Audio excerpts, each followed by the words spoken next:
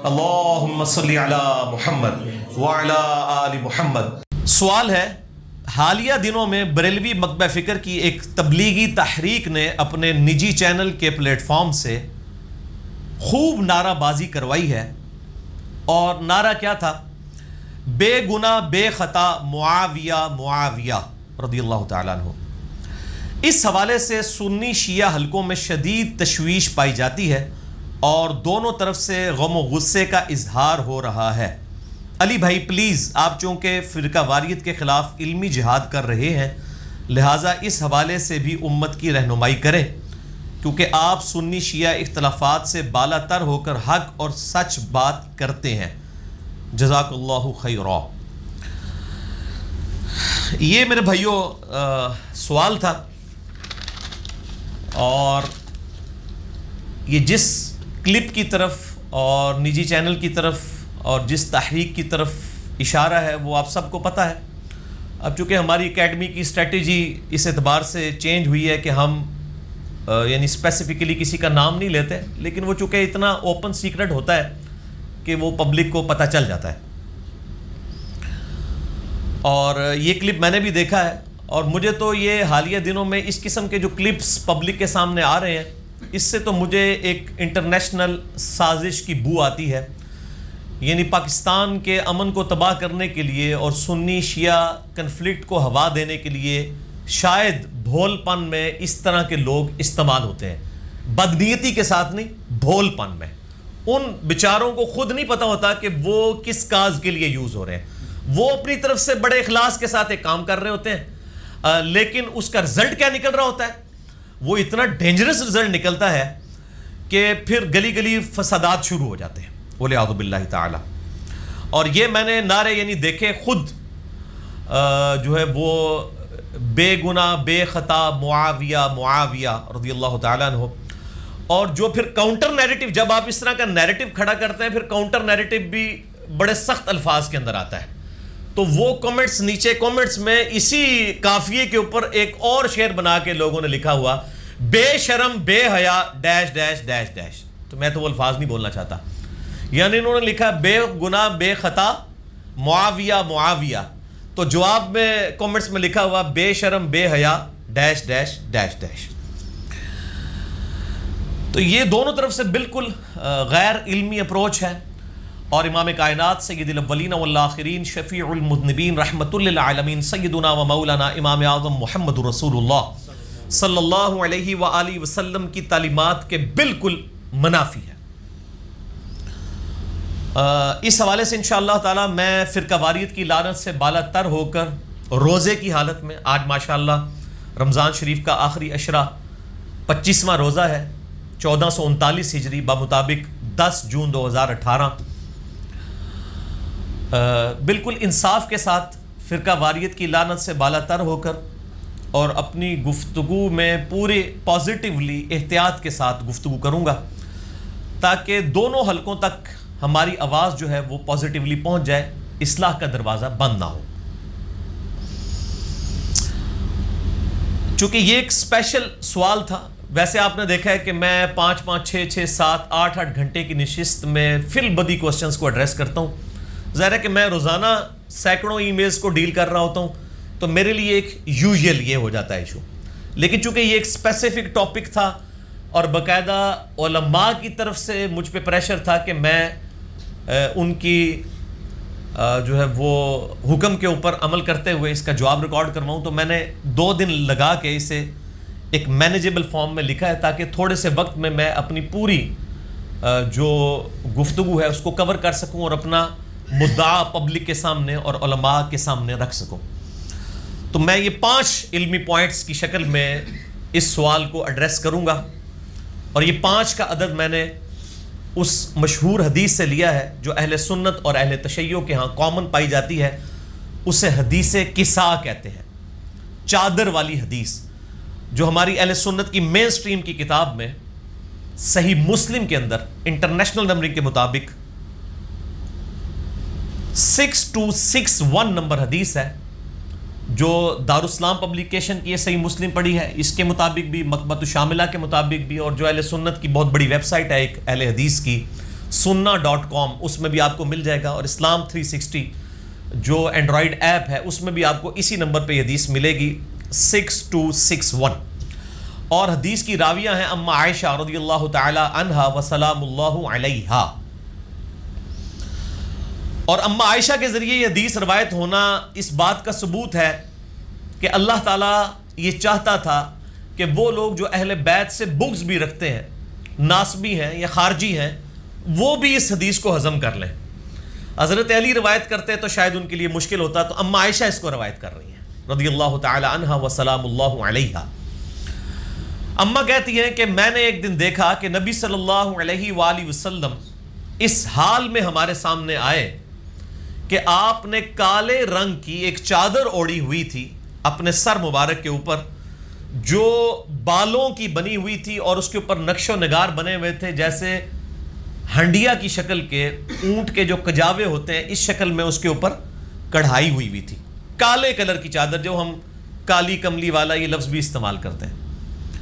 اور اما عائشہ کہتی ہیں کہ میں نے دیکھا اتنے میں سیدنا حسن ابن علی آئے، نبی صلی اللہ علیہ وآلہ وسلم نے ان کو اپنی اس کالی چادر کے نیچے لیا، پھر مولا حسین آئے، ان کو بھی اپنی چادر کے نیچے لیا، پھر سیدہ فاطمہ آئی، اس کے بعد اینڈ پہ مولا علی آئے رضی اللہ عنہم اجمعین وعلیہم السلام اجمعین۔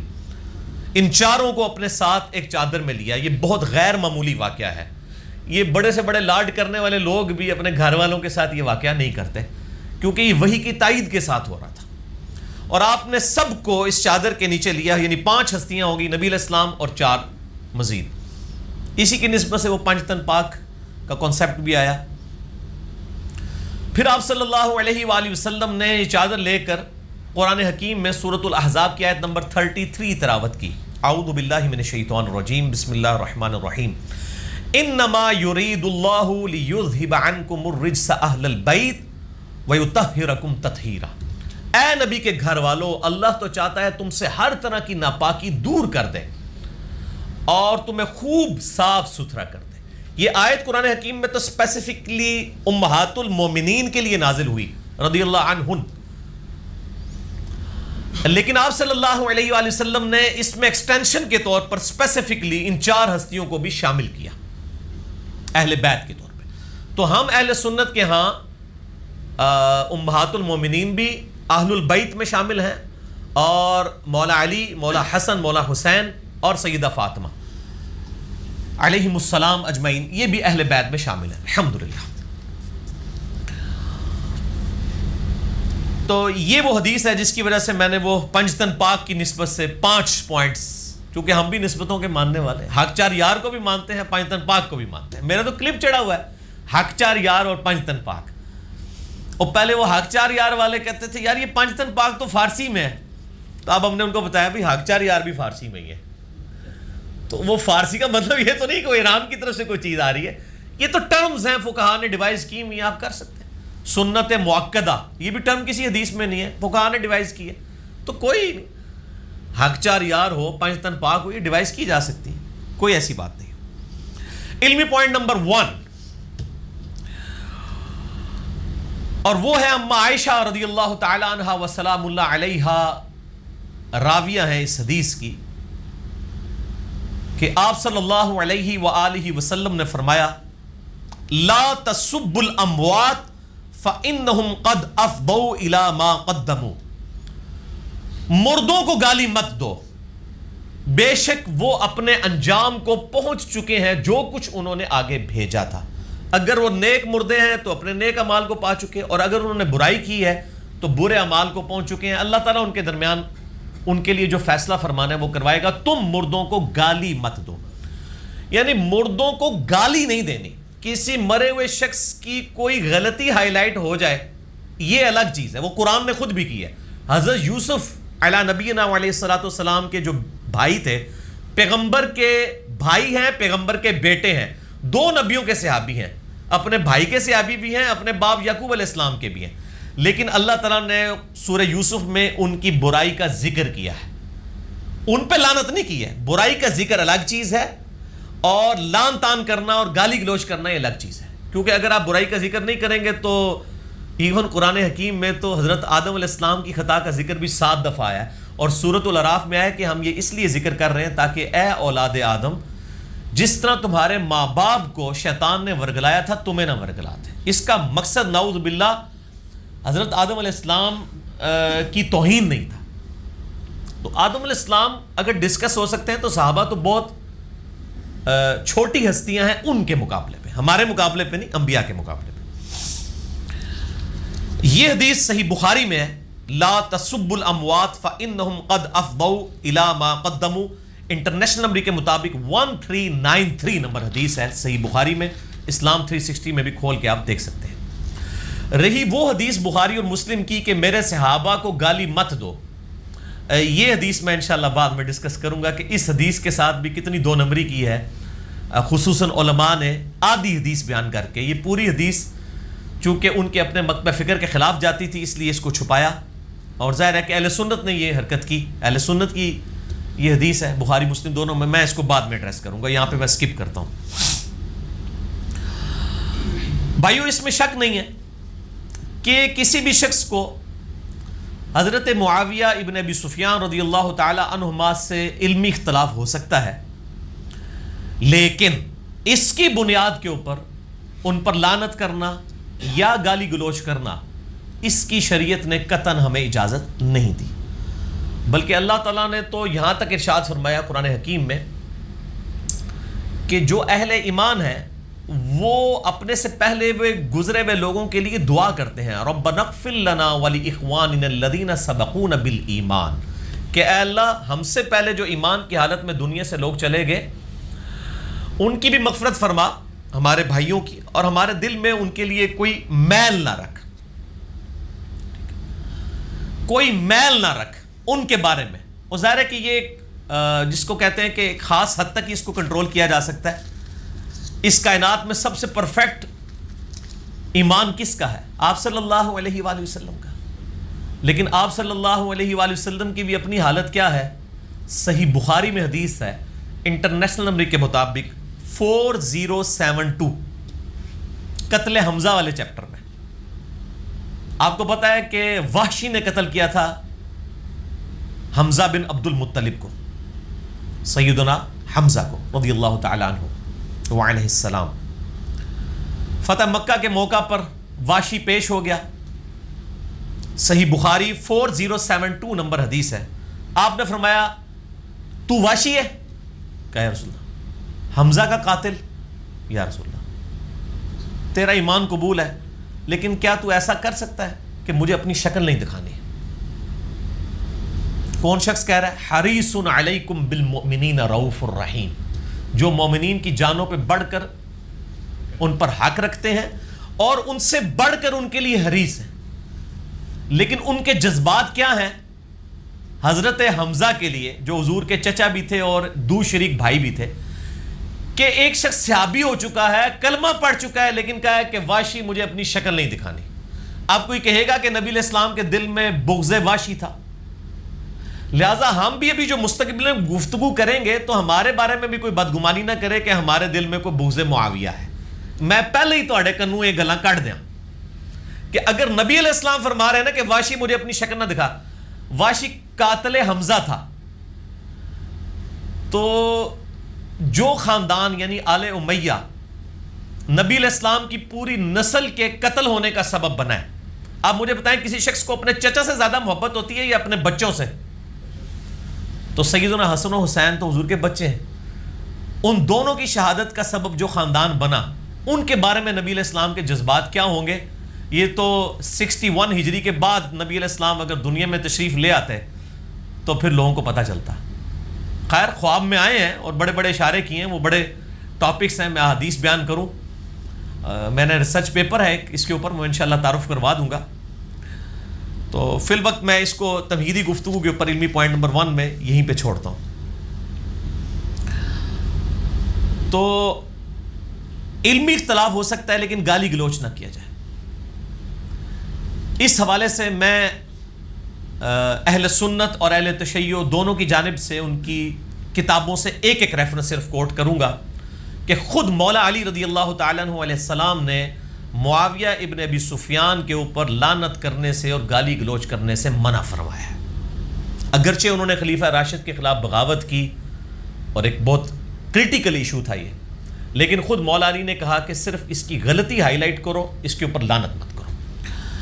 تو یہ میں 2 ریفرنسز دکھاؤں گا، پہلا ریفرنس اہل سنت کا اور دوسرا اہل تشیع کا HD کیمرے کے اندر، تاکہ دونوں کی پبلک اور علماء کو سچائی پتہ چلے جو ان کی اپنے علماء نے صدیوں سے ان سے چھپا کے رکھی ہوئی ہے۔ اس کی وجہ سے ایکسٹریم رویے پبلک کے اندر آ گئے۔ یہ پہلی کتاب ہے المستدرک للحاکم، آلموسٹ 8803 احادیث ایگزیکٹلی اس میں موجود ہے۔ المستدرک للحاکم جو ہے یہ 5ویں صدی ہجری کے اندر امام طبرانی کے شاگرد ہیں امام حاکم نشاپوری المتوفا 405 ہجری، انہوں نے یہ جمع کی، بخاری مسلم کی شرط کے اوپر انہوں نے احادیث جمع کی، اس کے اوپر تحکیم امام ذہبی نے بھی لگائی، اسی لیے کہا جاتا ہے المستدرک علی الصحیحین، بخاری اور مسلم کی چھوٹی ہوئی حدیثیں اس کے اندر جمع کی گئی ہیں۔ اس میں مولا علی علیہ السلام کا ایک خطبہ ہے، اور آپ حیران ہوں گے یہ خطبہ مستدرک میں بھی ہے، سیم خطبہ نہج البلاغہ کے اندر بھی موجود ہے۔ یہ ان کو دکھائیں جی، میں نے انڈر لائن کیا ہے، انٹرنیشنل نمبر کے مطابق 8658، یہ بریلویوں کا ترجمہ ہی ہے، میں آپ کو دکھانے لگا ہوں المستدرک للحاکم کا۔ مولا علی علیہ السلام کا پوائنٹ آف ویو کیا ہے اہل شام، اہل صفین اور معاویہ ابن ابی سفیان رضی اللہ تعالیٰ عنہ کی پارٹی اور ان کے بارے میں، کہ ان کے ساتھ آپ نے اختلاف کو کس نوعیت تک ڈسکس کرنا ہے، اس سے آگے نہیں بڑھنا۔ یہ HD کیمرے میں آئے گا انشاءاللہ تعالی، علماء کے لیے بھی اور عوام الناس کے لیے بھی فائدے کا سبب بن جائے گا انشاءاللہ۔ مولا علی کیا کہتے ہیں؟ فلا تسبوا اہل الشام، اہل شام کو یعنی حضرت معاویہ رضی اللہ تعالیٰ عنہ کی پارٹی کو، امیر شام اور ان کے ماننے والوں کو مت گالی دو، وَسَبُّوا ظَلَمَتَهُمْ، اور صرف ان کی برائی کو برا کہو۔ یہ جو ترجمہ ادھر کیا ہوا ہے میں وہ پڑھ رہا ہوں، اس کا جو صحیح ترجمہ ہے وہ نہ آپ سن سکتے ہیں اور نہ میں سن سکتا ہوں، اس لیے میں وہی ترجمہ جو اس میں لکھا ہوا ہے کہ اہل شام کو گالی مت دو، ان کی برائی کو برا کہو۔ یہ تو تھا اہل سنت کا حوالہ۔ اب آ جائیں، یہ مولا علی کے خطبات کا مجموعہ، شیعہ کی سب سے مشہور کتاب ہے نہج البلاغہ۔ یہ نہج البلاغہ جو ہے وہ مولانا مفتی جعفر حسین صاحب نے ترجمہ کیا ہے، اس کا PDF بھی آپ کو گوگل میں مل جائے گا، لاہور سے یہ شائع ہوئی ہے، اس میں مولا علی کے خطبات ہیں، شیعہ کے ہاں یہ بہت مقبول ہے۔ اس کی دوسری جلد میں خطبہ نمبر ہے 204۔ مولا علی نے کچھ ساتھیوں کو دیکھا کہ صفین کے مقام پہ وہ اہل شام پہ لعنت کر رہے ہیں، تو مولا علی نے ان کو روک دیا۔ یہ سنیوں کی کتاب نہیں ہے، یہ شیعہ کی کتاب ہے، ان کے لیے بھی اب لمحہ فکریہ ہے یہ والا خطبہ جی، کہ مولا علی نے کیا فرمایا ہے کہ اہل شام کے ساتھ آپ کی ڈیلنگ کیسی ہونی چاہیے، ان سے علمی اختلاف کریں، گالی گلوچ کی اجازت نہیں دی مولا علی نے۔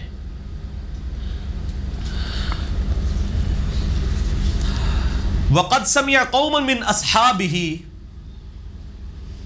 يَسُبُّونَ أَهْلَ الشَّامِ أَيَّامَ حَرْبِهِمْ بِالصِّفِّينَ۔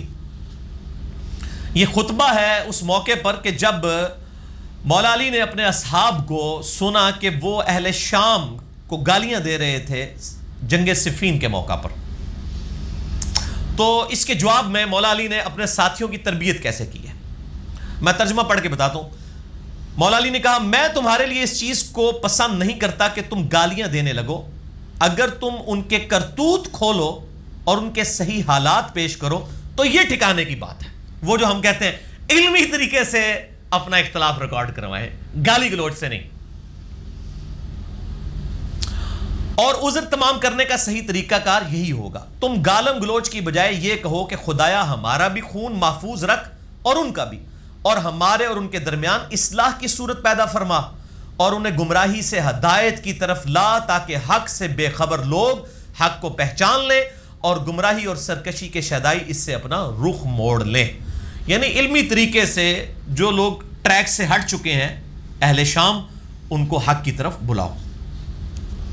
تو یہ میں نے دونوں کے پوائنٹ آف ویو سامنے رکھ دی ہیں، لہٰذا جن لوگوں نے بھی یعنی کاؤنٹر نیریٹو کرتے ہوئے حضرت معاویہ رضی اللہ تعالیٰ عنہ کے اوپر گالی گلوچ کیا ہے، ان کے لیے لمحہ فکریہ ہے کہ خود مولا علی کی وہ تعلیمات کے اوپر نہیں ہے۔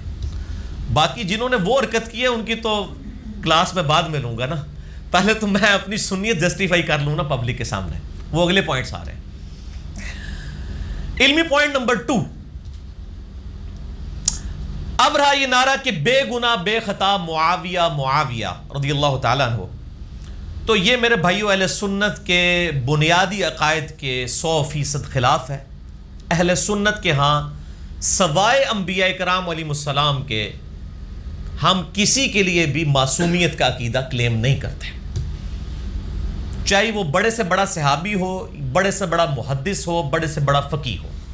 معصوم صرف انبیاء کرام علیہ السلام ہے، اور یہ کوئی ایسی بات نہیں ہے کہ جو میں کو راکٹ سائنس ہے جو آپ کو سمجھاؤں گا، یہ ساروں کو پتہ ہے۔ امام مالک بن انس رحمہ اللہ تعالی المتوفى 179 ہجری کا قول تواتر کے ساتھ اہل سنت کے ائمہ نے نقل کیا کہ وہ قبر رسول صلی اللہ علیہ وآلہ وسلم کی طرف اشارہ کر کے کہتے تھے، اس صاحب قبر صلی اللہ علیہ وآلہ وسلم کے علاوہ اس روئے عرض پہ کوئی شخص ایسا نہیں ہے کہ جس کی ہر بات مقبول ہو اور کوئی بات مردود نہ ہو سوائے نبی صلی اللہ علیہ وآلہ وسلم کے، اور ان کے علاوہ کوئی ایسا شخص نہیں اس روئے عرض پہ کہ جس سے اختلاف نہ ہو سکے سوائے آپ صلی اللہ علیہ وآلہ وسلم کے۔ تو یہ امام مالک کا قول ہے اور امت کا اجماعی عقیدہ ہے۔ تو اس کے تحت میرا پوائنٹ آف ویو یہ ہے کہ اصل نعرہ یہ ہونا چاہیے، بے گناہ بے خطا مصطفیٰ مصطفیٰ صلی اللہ علیہ وآلہ وسلم۔ فیکٹ ہے، اے نعرے لاؤ۔ اگر آپ کو اس نعرے سے بھی اختلاف ہے نا، اس کے نیچے بھی آپ یہ لکھ کے لگائیں، بجائے آپ یہ کرنے کے کہ بے شرم بے حیا ڈیش ڈیش ڈیش ڈیش یہ لکھنے کی بجائے نا آپ علمی طریقے سے پازیٹیو جواب دیں۔ جہاں پہ انہوں نے لکھا ہو نا کہ بے گناہ بے خطا معاویہ معاویہ رضی اللہ تعالیٰ عنہ، آپ نیچے لکھ دیں بے گناہ بے خطا مصطفیٰ مصطفیٰ، تو میرے مصطفیٰ صلی اللہ علیہ وآلہ وسلم کا نام آئے گا تو پھر باقی ساری ہستیاں تو ویسے ہی ان کی کوئی حیثیت ہی نہیں رہ جائے گی اس مقابلے پہ۔ تو میں آپ کو پازیٹیو انداز میں، آج میں غامدی والے سٹائل میں بات کر رہا ہوں۔ غامدی صاحب کا اثر تو میرے اوپر آہستہ آہستہ آ رہا ہے نا اس حوالے سے، جو ان کی پازیٹیو چیزیں، تو آپ پازیٹیولی اس کو ایڈریس کریں۔ اب چونکہ گفتگو حضرت معاویہ رضی اللہ تعالیٰ عنہ کے حوالے سے ہے، اور چونکہ ان کے بارے میں بے گناہی لوگوں نے کلیم کی ہے، بے خطائی کلیم کی ہے، اور اس حد تک ان کو بڑھایا ہے کہ مولا علی کے مقابلے پر لے آئے۔ ویسے کہتے ہیں کہ جی کروڑوں معاویہ ہوں تو مولا علی کے برابر نہیں، خود احمد بریلوی صاحب نے بھی یہ بات لکھی ہے، لیکن انہی کے نام کے اوپر لوگ جو ہے وہ اس طرح کی چیزیں پروپیگیٹ کر رہے ہیں کہ وہ انتہائی افسوسناک ہے۔ بہرحال میں کسی بزرگ کے حوالے کی بجائے، میں تو آپ کو پتہ ہے احادیث کی کتابیں لے کے چلتا ہوں، یہ پڑھی ہوئی نہیں ہیں، پڑھی ہوئی ہیں، اور میں دکھاتا بھی ہوں الحمدللہ۔ تو اس حوالے سے میں بخاری اور مسلم سے صرف 3 مثالیں پیش کروں گا۔ ویسے تو یہ ٹاپک آپ کو پتہ ہے میری ایکسپرٹیز ہے، اس ٹاپک کے اندر میں گھنٹوں فی البدی بول سکتا ہوں، اور اسی والے سے جو حسینی فکر والے علماء ہیں نا مجھ سے بڑی محبت کرتے ہیں، خصوصاً یعنی بریلوی مکتبہ فکر میں مفتی حنیف قریشی صاحب مجھ سے بڑی محبت فرماتے ہیں، اور میرے معاملات میں وہ بعض اوقات میں ان کے بارے میں کوئی بات بھی کروں تو کہتے ہیں یار علی کو چھوڑ دو، یار علی جو ہے نا وہ اہل بیت کا بڑا وکیل ہے۔ اچھا، اس طرح دیوبند میں مولانا طارق جمیل صاحب 2-3 دفعہ انہوں نے پیغام بھی بھجوایا، سلام بھی بھجوایا، وہ بھی بڑی محبت کرتے ہیں، اور انہی وجہ سے کیونکہ انہوں نے بھی جس طریقے سے اہل بیت کی محبت، میں تو اکثر ان کے بارے میں بولتا ہوں کہ وہ تو آل امیہ میں عمر بن عبدالعزیز ہے۔ اب یہ جملہ صرف علماء کے لیے، میں اس کو ایلیبریٹ نہیں کروں گا کہ اس کا مطلب کیا ہے، وہ پتہ چل جائے گا۔ تو اس طرح کے جو لوگ ہیں وہ بڑی محبت کرتے ہیں، اور ان کی بڑی تائید مجھے اس حوالے سے حاصل ہوتی ہے، اور یہ میں آپ کو اہل سنت کی بات کر رہا ہوں، یعنی میں شیعہ علماء کی بات نہیں کر رہا ہوں۔ 3 مثالیں میں بخاری مسلم سے پیش کروں گا، صرف بخاری مسلم سے، تاکہ صحیح ضعیف والا چکر ہی ختم ہو جائے۔ کہیں دماغ میں کسی نے وہ جو خود وہ نعرہ لگوانے والے بزرگ بھی فرماتے ہیں نا، کہیں شیطان آپ کو وسوسہ نہ دلائے، تو کہیں شیطان ان کے ماننے والوں کو وسوسہ نہ دلائے کہ یہ خود سے باتیں کر رہے ہیں۔ میں بخاری مسلم سے، جو میں نے نہیں لکھی ہیں، ہمارے اہل سنت کے ائمہ نے لکھی ہیں، ترجمے بریلوی علماء کے ہی دکھاؤں گا۔ ٹھیک ہو گیا جی. 3 مثالیں. پہلی مثال صحیح مسلم سے ہوگی, اگلی 2 مثالیں صحیح بخاری سے ہوگی. اٹھیں جی, صحیح مسلم شریف دکھائیں بریلویوں کا ترجمہ. یہ اس کا شبیر بردرز پاکستان میں سب سے بڑا بریلوی مکتبہ فکر کا ادارہ ہے. اربوں کے شعر ذہن کے, حدیث کی آلموسٹ تمام بڑی کتابوں کے انہوں نے ترجمے کر دیے ہیں. اور اتنا بڑا کام تو اہل حدیث نے نہیں حدیث کے لیے کیا جو انہوں نے کیا ہے ترجمہ کرنے کے پوائنٹ آف ویو سے. یہ ان کا ترجمہ میرے سامنے ہے. صحیح مسلم میں انٹرنیشنل نمبر کے مطابق 4776 نمبر حدیث ہے, 4776. اسلام 360 میں بھی آپ کو یہی نمبر ملے گا 4776. اور جو یہ بریلویوں کا ترجمہ ہے اس میں ہے 4661. وہ نمبرنگ کا اختلاف ہو جاتا ہے, حدیثیں ساری موجود ہوتی ہیں. یہ ایچ ڈی کیمرے میں جی ان کو دکھا بھی دیں اوریجنل بریلویوں کا اپنا ترجمہ. جو میں حدیث بیان کر رہا ہوں یہ بہت کریٹیکل حدیث ہے, میں مطلب اس کو اسی لیے ایچ ڈی کیمرے میں دکھا رہا ہوں. میں نے اگر پڑھی تو لوگ کہیں گے پتہ نہیں یہ خود سے ہی بنا کے پڑھ رہا ہے, یہ کیسے ہو سکتا ہے کہ یہ لکھا ہوا ہو. تو بریلویوں کا ترجمہ ہے, میں اسی سے دیکھ کے پڑھوں گا, چونکہ میں اسپیسیفکلی ایک بریلوی جماعت کی طرف سے یہ ایشو اٹھایا گیا تو میں ان کو ان کا ترجمہ ہی دکھانے لگا ہوں. صحیح مسلم کے اندر کتاب الامارہ چیپٹر میں حضرت عبداللہ بن عمر بن عاص رضی اللہ تعالیٰ عنہ نے خانہ کعبہ شریف کے ساتھ ٹیک لگائے ہوئے بیٹھے تھے سائے میں.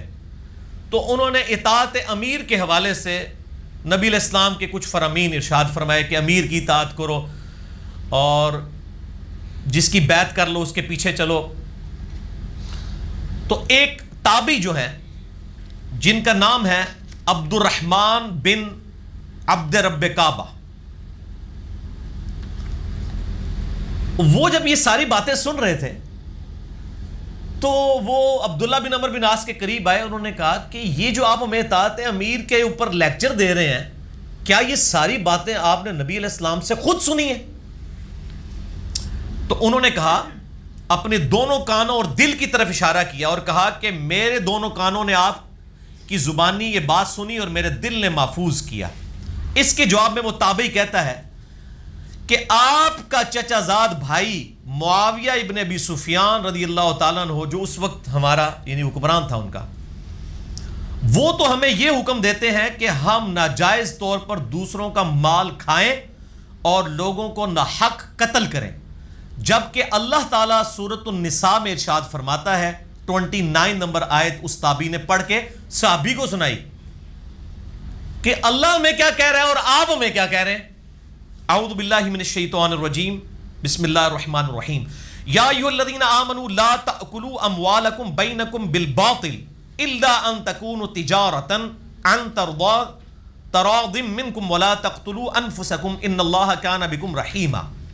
کہ اے اہل ایمان, ایک دوسرے کا مال ناحق طریقے سے مت کھاؤ, البتہ تجارت کے پوائنٹ آف ویو سے اگر کوئی کاروبار کرتے ہو وہ جائز ہے, اور ایک دوسرے کو ناحق قتل مت کرو, بے شک اللہ تعالیٰ تمہارے لیے رحیم ہے.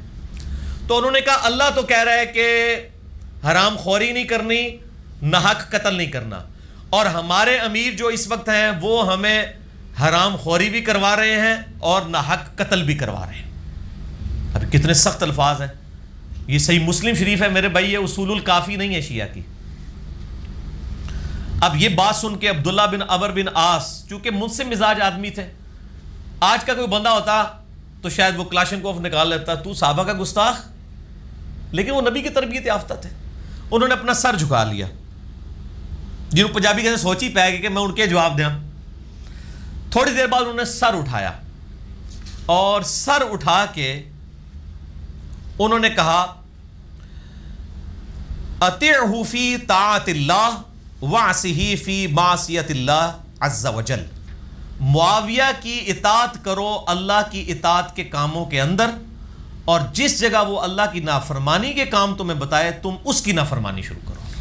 بالکل سمپل بات ہے, جو بخاری مسلم میں حدیث ہے مولا علی علیہ السلام سے کہ نبی صلی اللہ علیہ وآلہ وسلم نے فرمایا کہ مخلوق کی اطاعت جو ہے وہ خالق کی اطاعت کے اندر اندر ہے, خالق کی معصیت کے اندر مخلوق کی کوئی اطاعت نہیں ہے.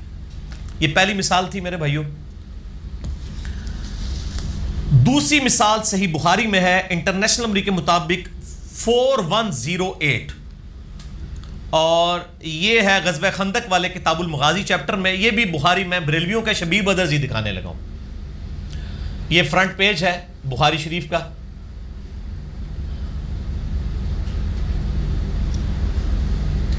اور انٹرنیشنل نمبر ہے 4108 غزوہ خندق والے چیپٹر میں. پہلے یہ حدیث ان کو دکھا دیں. یہ انڈر لائن کیا ہوا یہ والا صفحے کا آخری اور اگلے صفحے کا بھی کچھ حصہ آئے گا اس میں. یہ ان کو کور کرتے ہیں. یہ چونکہ بخاری شریف جو ہے وہ کنٹینیوس نمبرنگ کے اوپر نہیں ہے, ہر جلد میں نئے نمبر شروع ہوتے ہیں, لہٰذا نمبر اس کا کافی ڈفرنس ہے.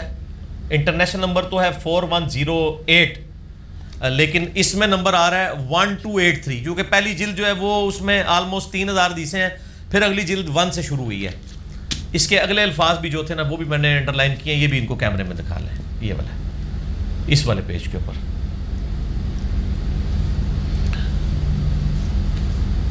(4108) صحیح بخاری میں کتاب المغازی چیپٹر میں عبداللہ بن عمر رضی اللہ تعالیٰ عنہ کی رائے. پہلے آپ نے سنی ہے عبداللہ بن عمر بن عاص کی رائے, اب سنیں عبداللہ بن عمر رضی اللہ تعالیٰ عنہ کی رائے. تحکیم کے واقعے کے بعد جب حضرت معاویہ رضی اللہ تعالیٰ عنہ مدینہ شریف آئے, اس زمانے میں یعنی ایک رائے یہ بھی سامنے آئی تھی کہ حضرت علی اور حضرت معاویہ دونوں پوسٹ چھوڑ دیں اور عبداللہ بن عمر کو خلیفہ چن لیا جائے. یہی ابن حجر اسقلانی نے بھی لکھا ہے. تو اب حضرت معاویہ رضی اللہ تعالیٰ عنہ کو یہ بات ایکسیپٹیبل نہیں تھی. وہ مدینہ شریف آئے, عبداللہ بن عمر وہاں پہ موجود تھے. ان کی بہن سیدہ حفصہ نے حضرت عمر کی جو بیٹی تھیں, انہوں نے کہا کہ بھائی حضرت معاویہ آئے ہوئے ہیں تو تم بھی جا کے ان کے خطبے میں بیٹھو, تمہاری غیر موجودگی کو کہیں سازش شمار نہ کر لیا جائے. یہاں پہ بھی ہوتا ہے نا, کوئی خاص بندہ غائب ہو, کہتے ہیں یار کہیں اور کوئی پلان نہ کر رہا ہو, جبکہ عبداللہ بن عمر کا نام بھی آ چکا ہوا تھا خلیفہ کے لیے. تو عبداللہ بن عمر جو ہے وہ گئے مجبوراً, اپنی بہن کے اور ماں بھی لگتی تھیں کیونکہ وہ امہات المومنین میں سے. تو وہ گئے تو حضرت معاویہ وہاں پہ خطبہ دے رہے تھے. تو انہوں نے خطبے کے دوران کہا کہ جو شخص اس امر خلافت میں کوئی کلام کرنا چاہتا ہے وہ اپنا سر اٹھائے, میں اس سے اور اس کے باپ سے زیادہ خلافت کا حقدار ہوں. عبداللہ بن عمر کا باپ کون ہے؟ حضرت عمر, جنہوں نے رومن اور پرشین امپائر گرائی ہوئی ہے, جن کی وجہ سے حضرت معاویہ رضی اللہ تعالیٰ عنہ آج شام میں بیٹھے ہوئے ہیں, اور وہ جذبات میں یہ کہہ رہے ہیں کہ میں عبداللہ بن عمر اور اس کے باپ سے زیادہ خلافت کا حقدار ہوں. اب میں اس پہ کومنٹس نہیں کروں گا, آج میں کومنٹ سے گریز کر رہا ہوں. اب عبداللہ بن عمر خاموش رہے تو بعد میں حبیب بن مسلمہ تابعی جو ہیں انہوں نے کہا کہ عبداللہ بن عمر, آپ نے اسی وقت معاویہ کو جواب کیوں نہیں دیا اس بھری مجلس میں؟ اس سے یہ بات پتہ چلی کہ سب کو پتہ چل رہا تھا کہ کنایہ عبداللہ بن عمر کی طرف ہو رہا ہے. تو عبداللہ بن عمر نے کیا فرمایا؟ انہوں نے کہا میں نے ارادہ کیا کہ اپنا گوٹ کھولوں, جیسے احتبا کر کے دونوں گھٹنوں کو ایسے لے کے بیٹھے ہوئے تھے. کہتے میں نے ارادہ تو کیا کہ میں یہ کھولوں اور میں اسی وقت معاویہ کو جواب دوں کہ تجھ سے زیادہ خلافت کا حقدار وہ ہے جو شخص اسلام میں تجھ سے اور تیرے باپ سے جنگ کر چکا ہے. یعنی تم دونوں باپ بیٹا کافر تھے اور اسلام کی طرف سے ہم لوگ جنگ کرتے رہے, حضرت عمر اور حضرت عبداللہ بن عمر. یا یہ حضرت علی کی طرف اشارہ ہے ان کا کہ حضرت علی تم سے لڑتے رہے جبکہ تم کافر تھے باپ بیٹا اور ہم لوگ مسلمان تھے. اور غزوہ خندق کے چیپٹر میں یہ حدیث لانے کا مقصد یہی ہے کہ عبداللہ بن عمر غزوہ خندق سے پہلے کے مسلمان ہیں. امام بخاری نے یہ مسئلہ نکالنا چاہا, لیکن ساتھ کتنے اور مسائل بھی نکل گئے. کہتے ہیں میں نے ارادہ کیا کہ میں کہوں کہ جس شخص نے تجھ سے اور تیرے باپ سے جبکہ تم لوگ کافر تھے اسلام کی حالت میں جنگ کی ہے وہ خلافت کے حق زیادہ دار ہیں کہ تم ہو زیادہ. پھر مجھے خوف ہوا کہ کوئی ایسی بات نہ کہہ دوں جو لوگوں میں تفریق اور خون ریزی کا سبب بن جائے اور میری بات کا وہ مطلب لے لیا جائے جو میری مراد نہ ہو, کہ بھئی یہ نہ ہو کہ کوئی اور ایشو کھڑا ہو جائے. اب میں اس میں بھی کومنٹس نہیں کرنا چاہتا کہ اس وقت جب کوئی حق کے لیے آواز بلند کرتا تھا تو آل امیہ کے لوگ اس کے ساتھ کیا سلوک کرتے تھے. پھر وہ کہتے ہیں کہ میں نے جنت کی نعمتوں کو یاد کرنا شروع کر دیا کہ دنیا میں کوئی پوسٹ نہ بھی ملے تو کیا ہوا, آخرت تو میرے لیے.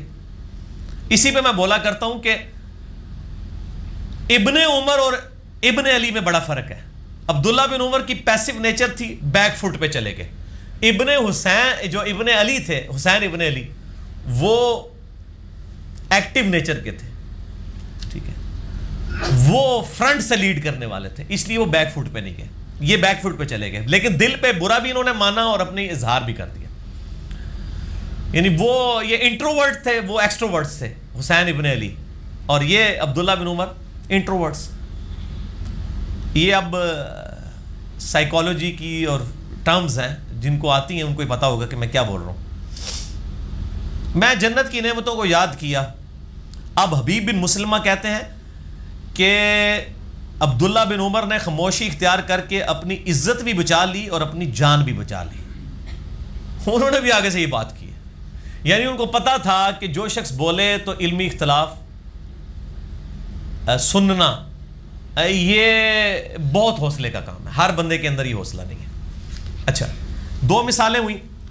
تیسری مثال بھی صحیح بخاری سے ہے. کتاب التفسیر چیپٹر میں انٹرنیشنل نمبر کے مطابق ہے 4827.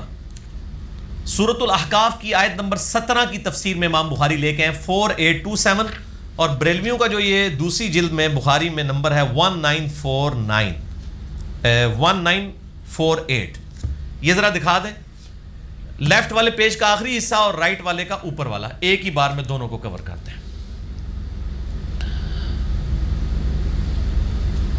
یہ صحیح بخاری انٹرنیشنل نمبر کے مطابق 4827، اسلام 360 میں بھی آپ کو مل جائے گی انشاءاللہ. میرے ریسرچ پیپر میں یہ ساری حدیثیں موجود ہیں.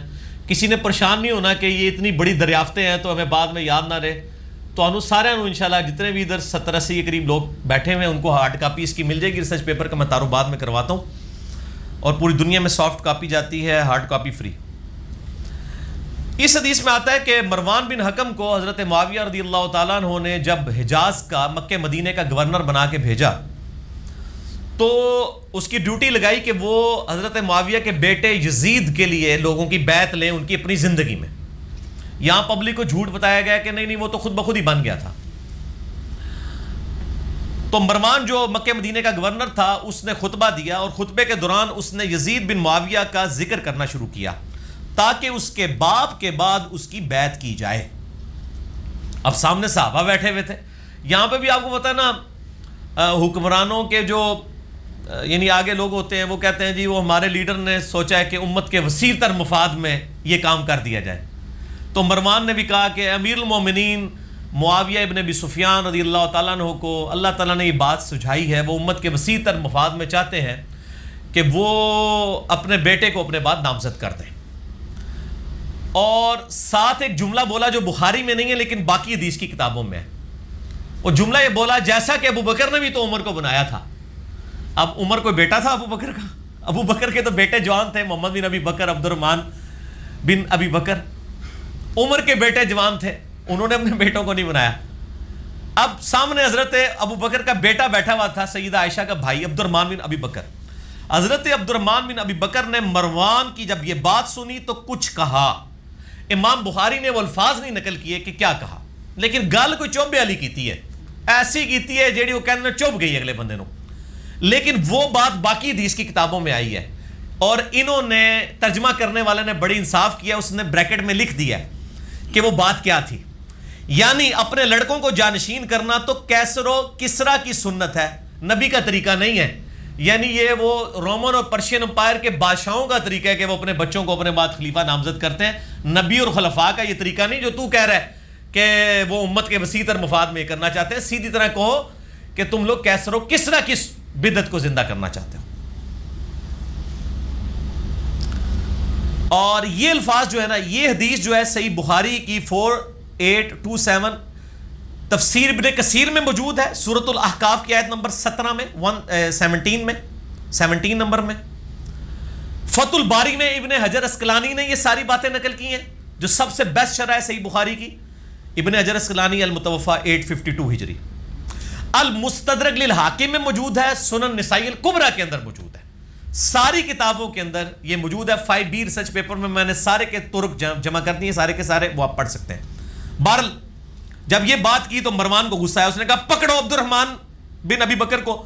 عبد الرحمن بن ابی بکر ام المومنین سیدہ عائشہ کے گھر میں داخل ہوئے، وہ حجرے میں، یعنی وہ مسجد نبوی میں یہ خطبہ دے رہا تھا نا، تو وہ ساتھ ہی حجرہ عائشہ تھا، اس میں داخل ہو گئے اپنے بہن کے حجرے میں اور اپنی جان بچا لی. تو مروان کو غصہ تھا، اس نے باہر سے کہا کہ اے ابو بکر کے بیٹے، تو وہی ہے نا جس کے بارے میں سورۃ الاحقاف کی آیت نمبر 17 نازل ہوئی ہے؟ نعوذ باللہ. کہ یہ شخص کہتا ہے اپنے ماں باپ کو کہ اف ہے تم پر کہ تم مجھے یہ کہتے ہو کہ مرنے کے بعد دوبارہ زندہ کیا جائے گا. یہ تو سب جھوٹی کہانیاں ہیں. سورۃ الاحقاف آیت نمبر 17 پڑھ کے حضرت ابو بکر کے بیٹے پہ لگا دی کہ تیرے بارے میں قرآن میں نازل ہوئی ہے کہ تو آخرت کا منکر ہے. نعوذ باللہ من ذالک. اب آپ کو پتہ چل گیا کہ صحابہ کے گستاخ کون ہیں؟ آل امیہ کے وفادار لوگ. اور ان کے لیے کوئی نہیں ہے کہ صحابی چاہے وہ علی ہو سامنے، چاہے ابو بکر ہو، چاہے عمر ہو، ساروں کی آپ توہین اس میں سن چکے ہیں ابھی تک. ٹھیک ہے، اسی لیے میں اہل سنت کو بھی کہتا ہوں کہ خدا کے لیے حق چار یار تک ہی رہو، تو اپنی عزت بھی بچاؤ گے، اپنا عقیدہ بھی بچا لو گے. حضرت عائشہ کو غصہ آیا، انہوں نے اندر سے کہا اسکت، خاموش ہو جا. ابو بکر کے گھر والوں کے بارے میں کوئی آیت نازل نہیں ہوئی سوائے میری برات جو سورہ نور میں نازل ہوئی تھی، جو تہمت لگی تھی. اور جو باقی کتابوں میں، المستدرک الحاکم میں، سنن نسائی الکبریٰ میں، فتح الباری میں، تفسیر ابن کثیر میں آگے الفاظ ہیں. اما عائشہ نے کہا کہ مروان، آل ابی بکر کے بارے میں تو کچھ نہیں نازل ہوا، لیکن تو اپنے باپ کی پشت میں تھا، حکم کی.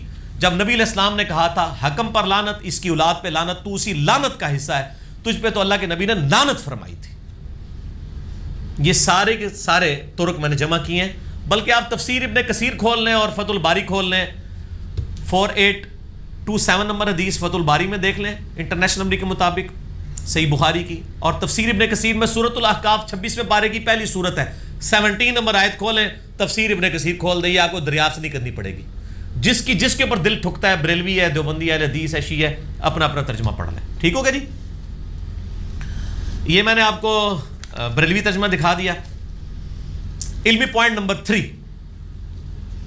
میرے بھائیوں، مولا علی علیہ السلام اور حضرت معاویہ ابن ابی سفیان رضی اللہ تعالیٰ عنہ کے درمیان ہونے والی جو جنگ ہے، جنگ صفین، یا اس کے علاوہ بھی جنگ جمل جو ہوئی سیدہ عائشہ، طلحہ و زبیر رضی اللہ عنہ اجمعین کے ساتھ، یا جنگ نہروان خوارج کے ساتھ، ان تینوں جنگوں میں اہل سنت اور اہل تشیع کا موقف کمبائنڈ ہے پوری امت کا کہ مولا علی خلیفہ برحق تھے.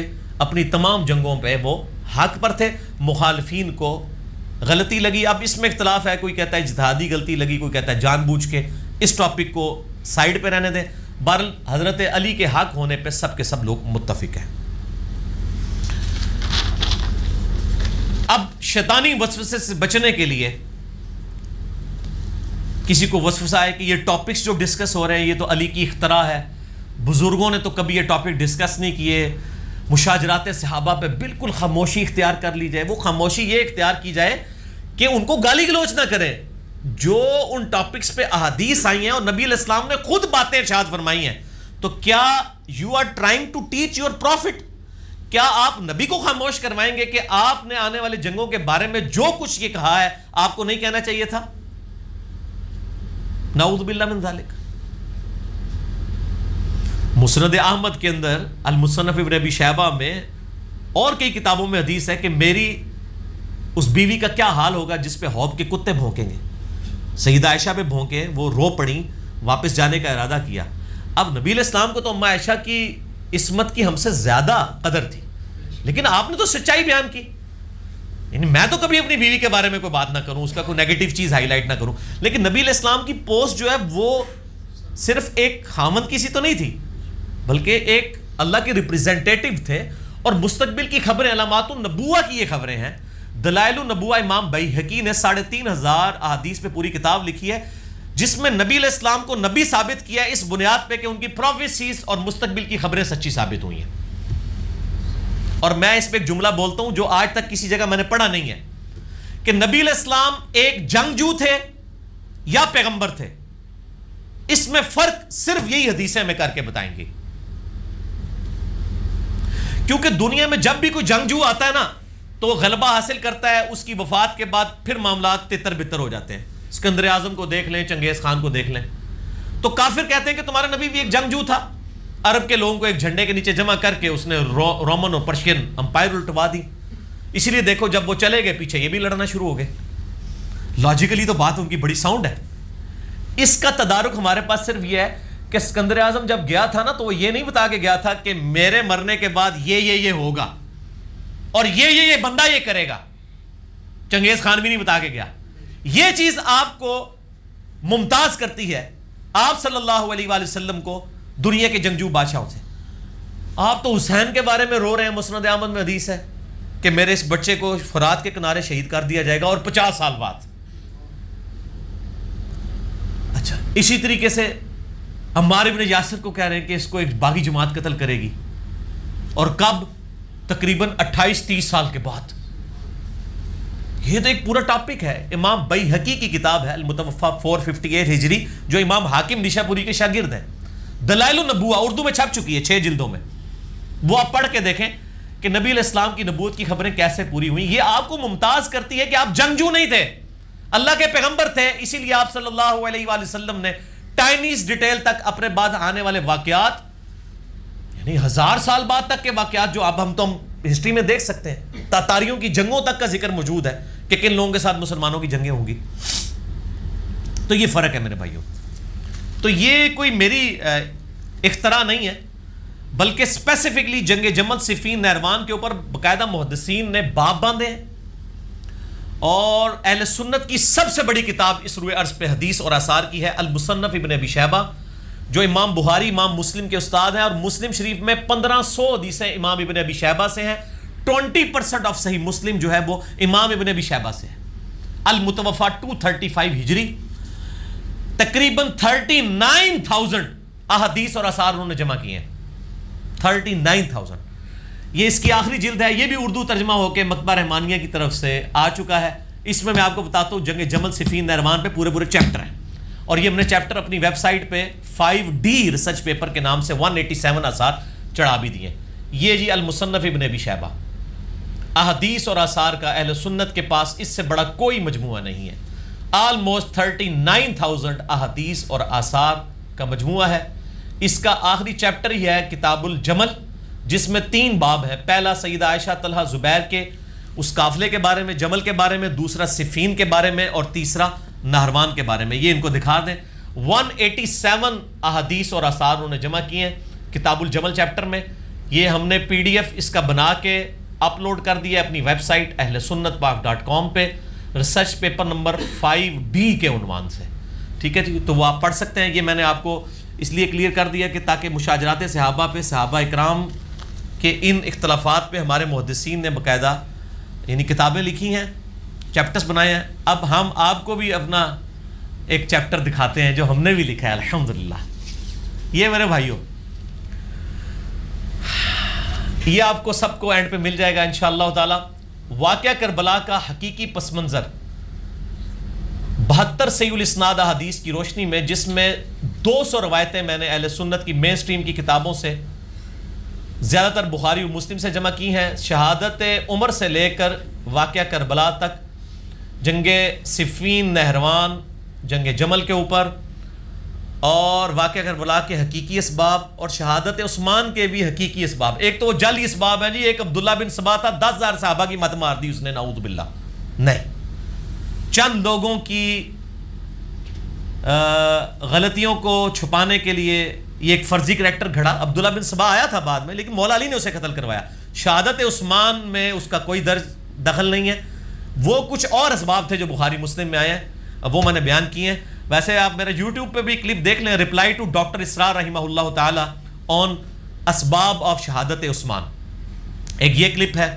اور رپلائی ٹو ڈاکٹر اسرار رحمہ اللہ تعالی آن کیا حضرت معاویہ کے کاتب وہی تھے, میں نے بتایا تھے لیکن کچھ اور چیزیں بھی تھیں. اور تیسرا کلپ ہے رپلائی ٹو ڈاکٹر اسرار رحمہ اللہ تعالی آن ہز اسٹیٹمنٹ اباؤٹ حضرت معاویہ رضی اللہ تعالیٰ عنہ. یہ 3 ہے. رپلائی ٹو ڈاکٹر اسرار اور ساتھ میرا نام لکھیں, وہ کلپ کھل جائیں گے. یہ میرے بھائیوں سب سے پہلے میں نے عربی میں لکھا, اس کے بعد اردو ترجمہ ہوا, پھر ہندی ترجمہ ہوا, پھر انگلش ترجمہ ہوا, اور انشاءاللہ تعالی فارسی ترجمہ بھی آلموسٹ ہو چکا ہے, وہ بھی آ جائے گا مارکیٹ میں. اور بنگالی اور پشتو کے اوپر بھی کام شروع ہو گیا ہے. ویسے تو عربی لکھ دیا ہے تو علماء کے لیے تو عربی کافی ہونی چاہیے، لیکن ایڈی مشکل عربی ہے، وہ کہتے ہیں ترجمے لے دو، کیونکہ حدیثوں کی عربی ذرا مشکل ہوتی ہے ایز کمپیئر ٹو قرآن عربی کے. بہرحال یہ آپ مفت ڈاؤن لوڈ کر سکتے ہیں جی، ہماری ویب سائٹ ahlsunnatpak.com پہ 5B ریسرچ پیپر ہے.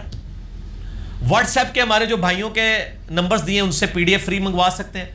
ہارڈ کاپی یہ لاکھوں روپے کی مفت پورے ملک کے اندر تقسیم ہوتی ہے. یہاں پہ بھی جتنے 70-80 لوگ ہیں ان کو بھی ملے گی بعد میں بھی.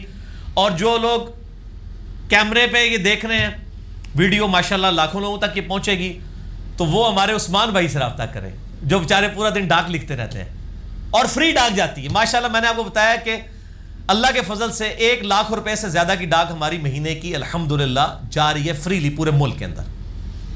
اور اللہ تعالیٰ یہ معاملات چلا رہا ہے. اللہ تعالیٰ ان لوگوں کو جزائے خیر دے جو اس حوالے سے یعنی ہمیں ہیلپ آؤٹ کرتے ہیں. جو لوگ جس طریقے سے کر رہے ہیں، ہر بندے نے اپنی ڈیوٹی بانٹی. میری ڈیوٹی ویڈیو ریکارڈ کروانا ہے، فرحان بھائی کی ڈیوٹی جو ہے وہ ویڈیو کی ریکارڈنگ ہے، ورنہ تو ان کو بھی ہمیں 5-6 ہزار روپیہ ریکارڈنگ کا دینا پڑتا ہے. یہ اپلوڈنگ کرتے ہیں فرحان بھائی. اس طرح ہر بندے نے اپنی اپنی ڈیوٹیز بانٹی ہوئی ہیں. تو عثمان بھائی کا نمبر انٹرنیشنل نمبر نوٹ کر لیں، +92 پاکستان کا کوڈ ہے، اور پاکستان سے کریں گے تو 0321، باہر سے کریں گے تو +92 321 321 5900 0321 5900 اور باہر سے کریں گے تو +92 321 5900 واٹس ایپ یوز نہیں کرتے، ان کو ٹیکسٹ کریں، فون پہ رابطہ کریں، فری آپ کے گھر میں 5B کی کاپی انشاءاللہ تعالی پہنچ جائے گی. آج میں جتنی باتیں کروں گا یا کر چکا ہوں وہ سب کی سب اس کے اندر موجود ہیں. تو آپ کو اب ٹینشن نہیں لینی، بے فکری سے گفتگو سنیں کہ بھئی میں نوٹس بنا لوں. نوٹس بنانے کی ضرورت نہیں، نوٹس آلریڈی ہم نے بنائے ہوئے ہیں. اس حوالے سے الحمدللہ گھنٹوں گفتگو ہو سکتی ہے اس ٹاپک کے اوپر میرے بھائیوں. 3 احادیث میں جنگ صفین چونکہ ڈسکس ہو رہی ہے میں اس حوالے سے پیش کر دوں، ورنہ صفین پہ ہی میں 3 گھنٹے بول سکتا ہوں. اس پمفلٹ میں نے حدیثیں دکھائی ہیں، یہ لکھ دی ہوئی ہیں. پہلی حدیث جامعہ ترمذی میں 2676، سنن نبی داؤد میں 4607، سنن ابن ماجہ میں 42 ہے. ارباز بن ساریہ رضی اللہ تعالیٰ عنہ کہتے ہیں بڑی مشہور حدیث ہے کہ نبی علیہ السلام نے اپنی وفات سے کچھ دن پہلے ایک بڑا بلیغ خطبہ دیا، ہر آنکھ اشک بار تھی، گویا کہ آپ دنیا سے رخصت ہو رہے ہیں. اور آپ نے فرمایا میرے بعد جو زندہ رہے گا بہت اختلاف دیکھے گا. دیکھنا اس وقت علیکم بسنتی و سنت الخلفاء الراشدین المہدیین، میرے بعد میری سنت اور میرے ہدایت یافتہ خلفاء راشدین کی سنت کو لازم پکڑ لینا، دین میں بدعتوں سے بچنا اور اپنی داڑھوں سے میرے خلفاء راشدین اور میری سنت کو مضبوطی سے پکڑ لینا، گمراہیوں سے بچنا. ہر گمراہی جو ہے وہ دین میں ہر نیا کام گمراہی ہے، اور سنن نسائی میں آگے الفاظ موجود ہیں ہر گمراہی دوزخ میں لے جانے والی ہے. تو میرے بھائی اسی لیے چاہے حضرت ابو بکر کے مخالفین ہوں، چاہے حضرت عثمان کے مخالفین ہوں، چاہے حضرت علی کے مخالفین ہوں، ہم تمام کو خلفائے راشدین کے خلاف بغاوت سمجھتے ہیں اور ہم خلفائے راشدین کے ساتھ ہیں اور ان کے مخالفین کے خلاف ہیں. یہ نہیں ہے کہ حضرت عثمان کی جب شہادت ڈسکس ہو جس میں پیورلی کئی اصحاب بھی شامل ہیں، خود حضرت ابو بکر صدیق کا بیٹا ہے یہ ریولوشن چلانے والا محمد بن ابی بکر، بعد میں وہ پیچھے ہٹ گئے. تو ادھر کہنا چاہیے یہ صبائی پارٹی ہے، منافقین ہے، یہودیوں کی سازش ہے. جھوٹ بول رہے ہیں آپ. صحابہ کرام کو اختلاف ہو گیا تھا حضرت عثمان کی پالیسیز سے، وہ اختلاف جینون تھا، لیکن جو ایکسٹریم چلا گیا معاملہ وہ غلط تھا. اب یہ الگ سے ٹاپک ہے، وہ آپ یہ ریسرچ پیپر پڑھیں اور میری ویڈیوز دیکھیں. شہادت عثمان یوٹیوب پہ کہیں جا کے لکھیں نا تو میرے کلپ ٹاپ کے اوپر لاکھوں لوگ دیکھ چکے ہیں الحمدللہ. تو ہم خلفاء راشدین کے ساتھ ہیں، چاہے وہ حضرت ابو بکر ہوں، عمر ہوں، عثمان ہوں، علی ہوں رضی اللہ عنہم اجمعین. یہ نہیں ہے کہ آپ یہ حدیث جو ہے یہ آ کے اس کو کہیں کہ آپ یہ استعمال کے قابل نہیں. حضرت عثمان پہ آگے بریک لگ گئی، نہیں. حضرت علی کے مخالفین بھی اسی کیٹیگری میں فال کرتے ہیں. تکفیر کسی کی نہ کریں، علمی اختلاف رکھیں. دوسری حدیث مسند احمد میں 11307 ہے، مستدرک للحاکم میں 4621 ہے، سنن نسائی الکبریٰ میں 8457 ہے، بالکل صحیح سند کے ساتھ. شیخ غلام مصطفیٰ ظہیر صاحب نے بھی اس کی سند کو صحیح کہا، شعیب آرنوت نے بھی صحیح کہا، شیخ زبیر علی زئی صاحب نے بھی، شیخ البانی نے بھی، کہ نبی علیہ السلام اپنی ایک زوجہ محترمہ کے گھر سے ایک دن باہر نکلے اور آپ صلی اللہ علیہ وآلہ وسلم تھوڑا دور چل کے گئے صحابہ کے ساتھ، تو آپ کی جوتی ٹوٹ گئی. آپ نے اپنی وہ جوتی اتار کے سیدنا علی کو گانٹھنے کے لیے دے دی اور کچھ دور جا کے صحابہ کے ساتھ کھڑے ہو گئے. حضرت علی وہ جوتی گانٹھنا شروع ہو گئے وہیں بیٹھ کے. اور نبی علیہ السلام نے کہا کہ علی کا انتظار کرو، وہ آ جائے تو پھر چلتے ہیں، کیونکہ ایک جوتی پہن کے تو چلنا بھی دشوار ہے۔ نبی علیہ السلام نے دونوں جوتیاں اپنی اتار کے حضرت علی کو دے دیں۔ پھر آپ صلی اللہ علیہ وسلم نے اپنے اصحاب سے فرمایا، جہاں پہ حضرت ابوبکر عمر بھی موجود تھے اس محفل میں، کہا کہ دیکھو اللہ تعالیٰ نے مجھے نبی بنا کے مبعوث کیا، قرآن کی تنزیل کی خاطر مجھے ایز اے لاسٹ ریزارٹ کافروں کے خلاف تلوار اٹھانا پڑی، مجبور ہو کے۔ تم میں سے ایک شخص ایسا بھی ہے جسے قرآن کی تعویل کی خاطر مسلمانوں کے خلاف تلوار اٹھانی پڑے گی جس طرح مجھے کافروں کے خلاف اٹھانی پڑی۔ اب یہ بہت بڑی فضیلت تھی کہ نبی علیہ السلام کو کافروں کے خلاف تلوار اٹھانی پڑی قرآن کی تنزیل کی خاطر، اور اس صحابی کو قرآن کی تعویل کی خاطر مسلمانوں کے خلاف تلوار اٹھانی پڑے گی، جو سورۃ الحجرات کی آیت نمبر 17 میں آیا نا کہ اگر کوئی مسلمان گروہ باغی ہو جائے تو اس کے خلاف قتال کرو یہاں تک کہ وہ حق پر آ جائے۔ اس آیت کی پریکٹیکل تفسیر تم میں سے ایک شخص بننے جا رہا ہے۔ سورۃ الحجرات آیت نمبر 9 ہے، 17 نہیں ہے۔ تو حضرت ابوبکر نے کہا انا یا رسول اللہ، کیا وہ خوش نصیب میں ہوں؟ فرمایا لا، حالانکہ آپ علیہ السلام کی زبان سے کبھی لا نہیں نکلتا تھا، پورا اوائڈ کرتے تھے، نہ کا لفظ نہ بولوں، نہ بولو ہی نہ، اسی لیے کسی کو نہ کرتے بھی نہیں تھے، جو کچھ تھا لوگوں کو دے دیا کرتے تھے۔ مجھے ضمناً ایک حدیث یاد آ گئی صحیح بخاری میں، نبی علیہ السلام ایک چادر اوڑے ہوئے آئے باہر، ایک صحابی آیا، کیا رسول یہ چادر مجھے دے دیں۔ آپ اندر گئے، پچھلے باقی صاحب نے کہا حضور کے پاس تو اوڑھنے کے لیے اس وقت چادر ہی ہے، کیا تم نے وہی مانگ لی ہے؟ ٹھیک ہے، تو اس نے کہا میں نے تو اس لیے مانگی ہے کہ مجھے اس میں کفن دیا جائے، یہ صحیح بخاری میں حدیث ہے۔ نبی علیہ السلام آئے، اب آپ نے اوپر والی چادر بھی اتار لی، صرف تہمت پہنی ہوئی ہے، وہ چادر فولڈ کر کے اس کو گفٹ کر دی، لا آپ کرتے ہی نہیں تھے۔ اور صحابہ کہتے ہیں کہ واقعی اس صحابی کو پھر اسی چادر میں دفن بھی کیا گیا، اتنا خوش نصیب وہ شخص تھا۔ تو نبی علیہ السلام لا نہیں کرتے تھے۔ ابوبکر رضی اللہ تعالیٰ نے عرض کی یا رسول اللہ میں ہوں؟ فرمایا لا۔ حضرت عمر نے کہا انا یا رسول اللہ، کیا میں ہوں وہ خوش نصیب؟ فرمایا نہیں، بلکہ وہ خوش نصیب وہ ہے جو میری جوتیاں گانٹھ رہا ہے۔ صحابہ دوڑے مولا علی کی طرف کہ یار اتنی بڑی فضیلت مولا علی کے لیے جو ابوبکر عمر کو نہیں ملنے والی۔ تو حضرت علی سے انہوں نے کہا یا رسول، نبی علیہ السلام نے آپ کے بارے میں یہ فرمایا۔ حضرت علی مسکرا پڑے۔ صحابہ کہتے ہیں ہم سمجھ گئے کہ حضرت علی کو یہ بات پتہ تھی کہ انہوں نے آن دا بہاف آف پروفٹ مسلمانوں کے خلاف تلوار اٹھانی ہے۔ تو میرے بھائی جسے یہ پتہ ہو کہ اس نے نبی کے بہاف پہ تلوار اٹھانی ہے، اس کے بارے میں یہ کہنا کہ علی پچھتاتا تھا بعد میں۔ وہ جی مصنف ابن ابی شیبہ میں ہے کہ جنگ جمل میں جب مخالفین کی لاشیں دیکھیں تو مولا علی رو پڑے اور کہا کہ کاش میں صرف جنگ جمل سے 20 سال پہلے ہی فوت ہو جاتا۔ اور میرے بھائی وہ تو یہ روتے تھے کہ یہ دن نہ مجھے دیکھنا پڑتا۔ کہاں پہ علی جس نے 8 سال کی عمر میں نبی علیہ السلام کا ساتھ دیا اور اس کی زندگی میں رومن اور پرشین امپائرز گری، اور اسی کو اپنی زندگی میں یہ لمحہ دیکھنا پڑ رہا ہے کہ اسلامک ریاست ٹوٹتی جا رہی ہے، تو وہ تو یہی کہے گا نا کاش میں پہلے ہی مر چکا ہوتا، یہ برے دن نہ آتے مسلمانوں کے اوپر۔ جیسا کہ سیدہ مریم کو جب فرشتے نے آ کے بشارت دی کہ تیرے بیٹے کو ہم نشانی بنانے والے ہیں، تو انہوں نے کیا کہا تھا؟ سورہ مریم میں آتا ہے کاش میں مر کے مٹی ہو چکی ہوتی۔ تو کیا ان کو حضرت جبرائیل کی بشارت پہ یقین نہیں تھا؟ لیکن ظاہر ایک ٹینشن تو تھی، انسان تو تھے۔ حضرت سیدہ مریم کیا میں بچہ لے کے جاؤں گی؟ حالانکہ فرشتے نے پوری تسلی دی ہے اللہ تیرے ساتھ ہے، لیکن انسان تو انسان ہے نا۔ تو یہ حضرت علی اپنی جنگ پہ نہیں پچھتاتے تھے، جس کو نبی کی مور لگی ہو وہ تو دھڑلے سے جنگ کرتا ہے، اسی لیے تینوں جنگوں میں کلین سویپ کیا ہے، جو آپ کرکٹ کی فیلڈ میں کہتے ہیں نا کلین بولڈ کیا ہے سب کو۔ صحابہ ساتھ تھے، تینوں برے اعظموں میں لوگ آپ کے ساتھ تھے، مولا علی کے ساتھ، تو پچھتاتے تھے۔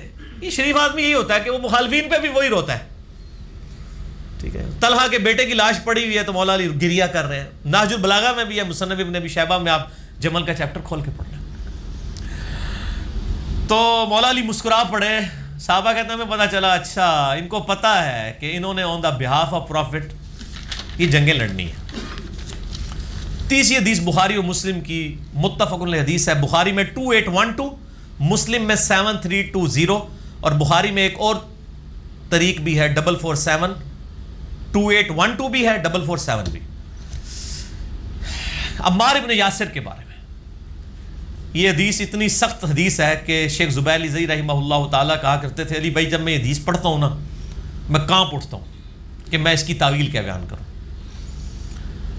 مسجد نبوی کی تعمیر کا موقع تھا یا خندق کا موقع تھا. بخاری مسلم کے الفاظ ہیں اور بخاری کا میں جو طریق پڑھ رہا ہوں 2812 انٹرنیشنل نمبر کے مطابق اسلام 360 میں بھی آپ دیکھ لیں 447. باقی اصحاب ایک ایک پتھر اٹھا کے لا رہے ہیں. اے پتھر تو اڈے لے نہیں اٹا وڈے وڈے وٹے. اور عمار ابن یاسر عمر اس وقت ان کی تقریباً 60 سال کے قریب تھی. 2 پتھر اٹھائے ہوئے. اتنا جوش مسجد نبوی کی تعمیر میں. نبی علیہ السلام نے دیکھا بڑا پیار آیا. اب دیکھیں نبی علیہ السلام کی کیفیت کیا ہوگی جن کو یہ بتایا جائے کہ آپ کے بعد اس کے ساتھ یہ ہونا ہے اس کے ساتھ یہ ہونا ہے. میں کہتا ہوں ہمیں اگر پتہ چل جائے اپنی زندگی میں کہ میرے فلاں فلاں کے ساتھ یہ ہونا ہے اس کی کیا حالت ہوگی. نبی علیہ السلام نے اپنے مبارک ہاتھوں سے عمار ابن یاسر کے جسم سے داڑھی سے مٹی جھاڑی. کہا وائے عمار افسوس ہے عمار تو ہی دین کے لیے اتنی خدمت کر رہا ہے. اے سمیہ کے بیٹے عمار وائے افسوس تجھے ایک باغی جماعت قتل کرے گی. تو انہیں اللہ اور جنت کی طرف بلا رہا ہوگا اور وہ باغی جماعت تجھے دوزخ کی طرف بلا رہی ہوگی. عمار کے مخالفین کو نبی علیہ السلام نے فرمایا باغی اور دوزخ کی طرف بلانے والی جماعت. سر یہ کسی شیعہ کا فتویٰ نہیں ہے کسی سنی کا فتویٰ نہیں نبی علیہ السلام کا فتویٰ ہے. صحیح بخاری 2812 اور 447. عمار نے کہا اے اللہ میں فتنوں سے تیری پناہ میں آتا ہوں. دعا ہی کر سکتے تھے تقدیر میں تو فیصلہ ہو چکا ہوا تھا. عمار ابن یاسر جنگ جمل سیدہ عائشہ طلحہ زبیر کیوں ہارے؟ عمار ابن یاسر مولا علی کے ساتھ تھے. جب کوئی مولا علی کے ساتھ عمار ابن یاسر کو دیکھتا تھا کہتے نا نا نا نا نا اس کے بارے میں تو نبی نے فرمایا ہوا ہے اسے باغی جماعت قتل کرے گی پیچھے ہٹ جاؤ. اس لیے سیدنا طلحہ بھی جنگ چھوڑ گئے حضرت زبیر بھی پیچھے ہٹ گئے جنگ جمل میں. اب مسند احمد میں حدیث ہے 16744 اور المستدرک للحاکم میں 5661. سلسلۃ الصحیحہ شیخ البانی کے 2008 ہے. امام ذہبی اور امام حاکم نے بھی اس حدیث کو صحیح کہا کہ ایک صلح حدیبیہ کا صحابی تھا ابو الغادیہ. مسند احمد میں ایک چیپٹر ہے مسند ابی الغادیہ وہی آپ کھول کے پڑھ لیں. اس کے ہاتھوں عمار ابن یاسر شہید ہو گئے. وہ حضرت معاویہ کی طرف سے آیا تھا اور یہ حضرت علی کی طرف سے. بعد میں پوری زندگی ابو الغادیہ روتے تھے کہ نبی علیہ السلام نے فرمایا تھا کہ عمار کا قاتل اور مال لوٹنے والا دوزخ میں ہے اور عمار کو وہ باغی جماعت قتل کرے گی کہ عمار ان کو جنت اور اللہ کی طرف بلائے گا اور وہ جماعت عمار کو دوزخ کی طرف بلائے گی. وَلِعَوْذُ بِاللَّهِ تعالی. اور اس پہ شیخ البانی نے پھر بڑے کومنٹس کیے ہیں بڑے سخت کومنٹس کیے ہیں. آج وہ انہیں ٹائم نہیں میں اس کو ڈسکس کروں. آپ 5B ریسرچ پیپر پڑھ لیں آپ کو یہ ساری حدیثیں مل جائیں گی. شیخ البانی کو تو صرف اہل حدیث مانیں گے نا. تو بعض ابن حجر اسقلانی نے لکھا کہ جی وہ ابو الغادیہ چونکہ صلح حدیبیہ کا صحابی تھا اس لیے بخشا جائے گا. شیخ البانی نے کہا اللہ کے نبی سے ٹکر مت لو. صلح حدیبیہ والے سارے بخشے جائیں گے لیکن جس کو اسپیسیفائی حضور نے کر دیا کہ عمار کا قاتل اور مال لوٹنے والا دوزخ میں ہے آپ اس کو جنت کی گارنٹی کس طرح دے رہے ہیں وہ اسپیسیفک ہوگی. تو شیخ البانی نے بڑی جرت کی ہے. بہرحال یہاں پہ میں چونکہ بریلوی مکتبہ فکر کے حوالے سے ڈسکشن ہو رہی ہے اور دیوبند کے حوالے سے تو میں ان کو حوالہ دیتا ہوں ان کے ہی بڑے امام کا بہت بڑے امام ابن حجر اسقلانی نے فتح الباری لکھی صحیح بخاری کی شرح 852 ہجری میں فوت ہوئے. انہی کے زمانے میں ایک بہت بڑے حنفی عالم ہیں میں دل سے ان کی بڑی قدر کرتا ہوں کیونکہ وہ بھی حب اہل بیت رکھنے والے تھے. امام بدر الدین عینی حنفی رحمہ اللہ تعالی المتوفى 855 ہجری. ابن حجر 852 ہجری میں فوت ہوئے 855 میں. دونوں نے ایک زمانے میں ہی بخاری کی شرح لکھی ہے. ان کی شرح ہے فتح الباری ان کی ہے عمدۃ القاری. یہ حنفیوں کے مدرسے میں پڑھائی جاتی ہے. فقہ حنفی کو پورا ڈیفینڈ کرتے ہیں وہ. صحیح بخاری میں جب حدیث آئی نا 7083 جو حدیث ہے کہ جب ایک مسلمان دوسرے کے خلاف تلوار اٹھائے تو دونوں دوزخ میں. صحابہ نے پوچھا یا رسول اللہ قتل کرنے والا دوزخ میں مقتول کیوں؟ فرمایا اس نے تو اپنے بھائی کے قتل کا ارادہ کیا تھا. اس کی شرح کرتے ہوئے انہوں نے یہ ایشو ڈسکس کیا کہ صحابہ بھی تو آپس میں لڑے ہیں، اب ان دونوں میں سے کیا دونوں دوزخ میں جائیں گے؟ کریٹیکل ایشو تھا نا. اس ٹاپک کو میں ادھر ہی چھوڑتا ہوں. اس کو انشاءاللہ ایک دفعہ تو میں نے آپ کے ساتھ کوسچن آنسر میں ایڈریس بھی کیا. بہرحال میں صرف امام عینی کے کمنٹس بتاتا ہوں کہ امام عینی کے کمنٹس ورڈ بائی ورڈ، یہ آپ لوگوں کو میں نے ای میل بھی کر دی، اگر کوئی بعد میں منگوائے. یہ کمنٹس جو ہیں وہ غلام سعود سعیدی صاحب نے شرح صحیح مسلم میں بریلویوں نے خود نقل بھی کی ہیں. ورڈ بائی ورڈ امام عینی کیا کہتے ہیں؟ وہ کہتے ہیں انہوں نے علماء کی اور ائمہ کی رائے نقل کی کہ بھئی حضرت علی کے ماننے والے کو 2 اجر ملیں گے اور حضرت معاویہ کی جماعت کو 1 اجر ملے گا، جو آج بھی علماء کہہ رہے ہوتے ہیں جی دونوں ہی ٹھیک ہیں. حالانکہ گھوڑا تو یہ بات کبھی نہیں مانے گا کہ ایک جنگ جس میں ہزاروں لوگ مر جائیں اور دونوں ہی ٹھیک ہوں، جبکہ نبی علیہ السلام بھی کہہ رہے ہوں کہ عمار جو ہے جنت کی طرف بلائے گا اور عمار کے مخالفین دوزخ کی طرف بلائیں گے، تو پھر سب دونوں بیک وقت کیسے ٹھیک ہو گئے؟ یہ دھوکہ آپ کسی اور کو دیں. تو یہ جرت کرنے والے لوگ ہیں. امام عینی نے جرت کی ہے. انہوں نے کیا کہا؟ ورڈ بائی ورڈ امام عینی کے کمنٹ سنیں. میں کہتا ہوں کہ حضرت معاویہ کی خطا کو اجتہادی کیسے کہہ دیا جائے جبکہ ان کے اجتہاد پر کیا دلیل ہے؟ حالانکہ ان کو یہ حدیث پہنچ چکی تھی کہ عمار کو ایک باغی جماعت قتل کرے گی اور عمار کو حضرت معاویہ کے گروہ نے شہید کیا تھا.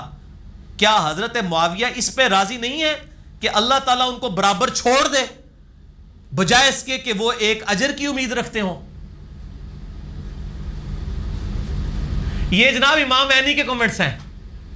امام عینی وہ ہیں کہ حنفی شاید وضو کر کے ان کا نام لیں، بہت بڑے بزرگ ہیں، 855 ہجری میں فوت ہوئے. تو وہ کیا کہہ رہے ہیں کہ حضرت معاویہ اس پہ کیوں نہیں خوش ہوتے کہ اللہ تعالیٰ ان کو صحابی ہونے کی وجہ سے چھوڑ دے بجائے کہ آپ ان کو کہہ رہے ہیں 1 اجر ملے گا. کہ جب ان کو یہ حدیث بھی بعد میں پتہ چلا، یہ ان حدیثوں میں آتا ہے مسند احمد میں کہ بعد میں لوگوں نے آ کے بتایا بھی کہ یہ کیا ہو گیا ہے، تو انہوں نے پھر اپنی غلطی کی تعویل کی. انہوں نے کہا علی کیوں لے کے آیا تھا عمار کو ساتھ؟ نہ لے کے آتا تو نہ شہید ہوتا. پھر حضرت علی کو بھی غصہ آیا جب بات پہنچی. حضرت علی نے کہا کہ پھر معاویہ کو کہو کہ پھر حمزہ کا قاتل نبی علیہ السلام تھے، نہ لے کے جاتے تو نہ حمزہ قتل ہوتا. تو کہہ رہے کہ میں عمار کا قاتل ہوں، تو پھر حمزہ کے قاتل نبی علیہ السلام تھے کہ غزوہ احد میں ساتھ لے کے گئے. یعنی وہ بات اس کے اوپر تمام فقہاء نے لکھا ہے کہ پہلا شخص اس امت میں جس نے اپنی واضح غلطی کی غلط تعویل کی ہے وہ حضرت معاویہ رضی اللہ تعالیٰ عنہ ہے کہ انہوں نے حضرت عمار کے قتل کی اتنی غلط تعویل کی. بس میں اتنے کمنٹس کے اوپر رہتا ہوں، میں پارلیمانی زبان سے آگے نہیں جانا چاہتا. یہ کمنٹس کیے، اور یہ جو کمنٹس ہیں یہ ان کے اپنے کمنٹس نہیں، امام نسائی کے بھی یہی کمنٹس ہیں. امام نسائی رحمہ اللہ جن کی یہ سنن نسائی پڑھی ہوئی ہے مسلم کے نیچے، اہل سنت کے مین امام ہے، 303 ہجری میں فوت ہوئی. جب دمشق گئے تو آپ کو پتا ہے اسپین میں تو آل امیہ کی حکومت رہی، باقی جگہ آل عباس کی تھی، وہ تو سب و شتم ختم ہو گیا. دمشق میں لوگ حضرت علی پہ ابھی تک لعنت کرتے تھے، 300 سال گزر چکے تھے. تو حضرت امام نسائی کو بڑا غصہ آیا. انہوں نے پھر ارادہ کیا کہ میں حضرت علی کے فضائل پہ ایک کتاب لکھوں. انہوں نے ایک کتاب لکھی خصائص علی. ٹھیک ہے، خصائص علی 194 احادیث صرف مولا علی کی شان میں بیان کی. اور انہوں نے جب درس شروع کیا تو وہاں پہ لوگ ناسبی بیٹھے تھے. ناسبی وہ ہوتے ہیں جو حضرت علی سے بغض رکھتے ہیں، رافضی وہ ہوتے ہیں جو حضرت ابوبکر و عمر پہ سب و شتم کرتے ہیں. انہوں نے کہا جی حضرت معاویہ کی شان میں بھی کوئی حدیث بیان کریں. تو انہوں نے پہلے میرے لیے گل کی تھی کہ یار میری زبان بند رہنے دو. انہوں نے کہا نہیں بتائیں. انہوں نے کہا کہ معاویہ کو اللہ تعالیٰ صحابی ہونے کی وجہ سے چھوڑ دے تو کیا تمہارے لیے کافی نہیں ہے؟ اور پھر کہا کہ مجھے تو معاویہ کے بارے میں صرف ایک صحیح حدیث پتہ ہے جو صحیح مسلم کے اندر موجود ہے کہ خدا اس کا پیٹ نہ بھرے. اب یہ ایک پورا ٹاپک ہے، صحیح مسلم میں حدیث ہے کہ نبی علیہ السلام نے ان کے بارے میں یہ بات کی تھی. وہ میرا آپ کلپ دیکھ لیں، رپلائی ٹو ڈاکٹر اسرار آن کیا حضرت معاویہ کاتب وحی تھے. وہ کاتب وحی والی بات جہاں سے لیتے ہیں اس میں پوری بات یہ بھی لکھی ہوئی ہے. میں اس کو سکپ کر رہا ہوں، 5B میں آپ خود پڑھ لیجیے گا. تو ان کا یہ حدیث ہی ہے. بس یہ بات کی تو ناسبی ان پہ ٹوٹ پڑے، ان کو اتنا مارا، ان کی شرمگاہ کے اوپر بھی ضربیں لگائی، حتیٰ کہ وہ قریب المرگ ہو گئے.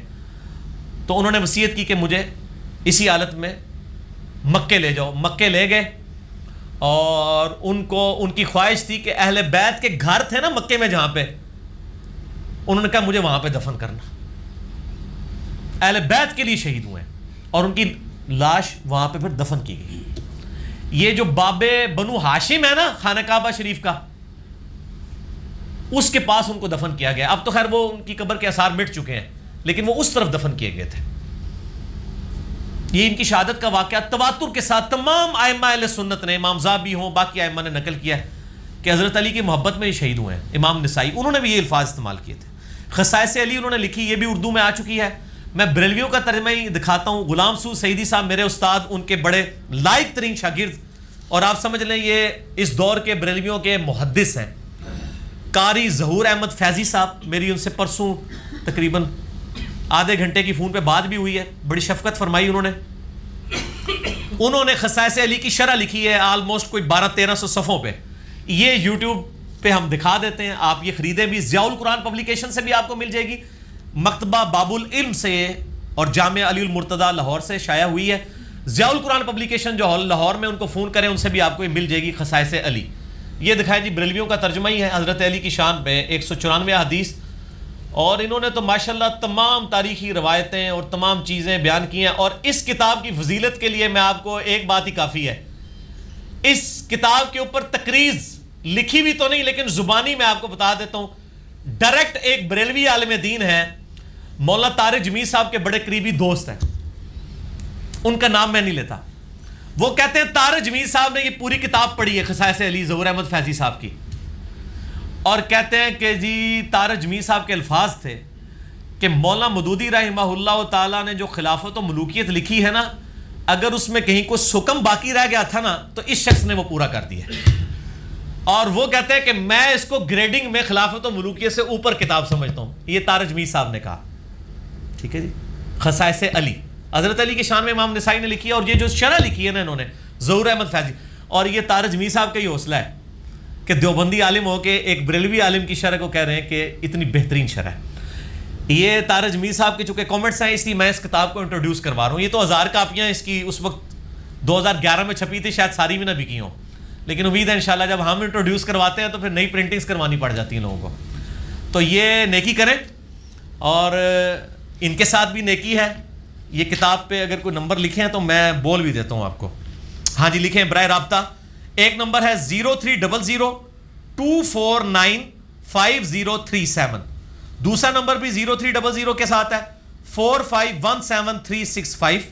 تیسرا نمبر بھی 0300 کے ساتھ ہے 41500021. ان تینوں میں سے اس مصنف کا نمبر کوئی بھی نہیں ہے. ان کا نمبر میرے پاس سیف ہے. ان کا نمبر میں ان کی اجازت کے بغیر اس طرح ان کیمرہ بتا نہیں سکتا. جو لکھے انہوں نے میں نے وہ بتا دیے تاکہ اگر کسی نے کتاب منگوانی ہو تو یہ منگوا سکتے ہیں. میں تو 2012 میں خریدی تھی، اس وقت ساری پڑھی تھی. تو آج یہ اتنے سالوں کے بعد ضرورت پڑی. شکر ہے یہ کتاب بڑی مشکل سے ملی ہے. یہ کہیں ایک بھائی کو دی تھی تو وہ شکر ہے کہ آخری وقت میں مل گئی. یہ بھی کرامت ہوئی ہے جی، ورنہ یہ بیچارے ڈھونڈ رہے ہیں، 1 مہینے سے نہیں مل رہی تھی. لیکچر سے تھوڑی دیر پہلے انہوں نے گھر فون کیا، ان کا لب گئی ہے. او بھائی یہ کہہ اے اللہ دی تائید ہے. کل تک بھی میں اتنا پریشان، میں نے وہ شاپ پہ بھی فون کیا، وہ کہتے ہیں نسخے ختم ہوئے میں لاہور سے. میں نے کہا لو، پہلے میں نے ارادہ کیا کہ میں آپ لوگوں کو کہوں کہ لاہور سے لیتے ہیں، میں نے دکھانی ہے. آج میں درس سے پہلے بڑا پریشان تھا، میں نے اس کو پھر گلا کیا. میں نے کہا یار میں نے دکھانی تھی وہ کتاب. ویسے تو میرے پاس اور لوگوں کی بھی موجود ہے، لیکن بریلویوں کی دکھائیں تو وہ اپنا ترجمہ پڑھیں گے. تو انہوں نے بائی چانس فون کیا، انہوں نے کہا لب گئی ہے. ان کی وائف نے کہا شکر الحمدللہ ہم نے یہ دکھا دیا، اللہ کا شکر ہے.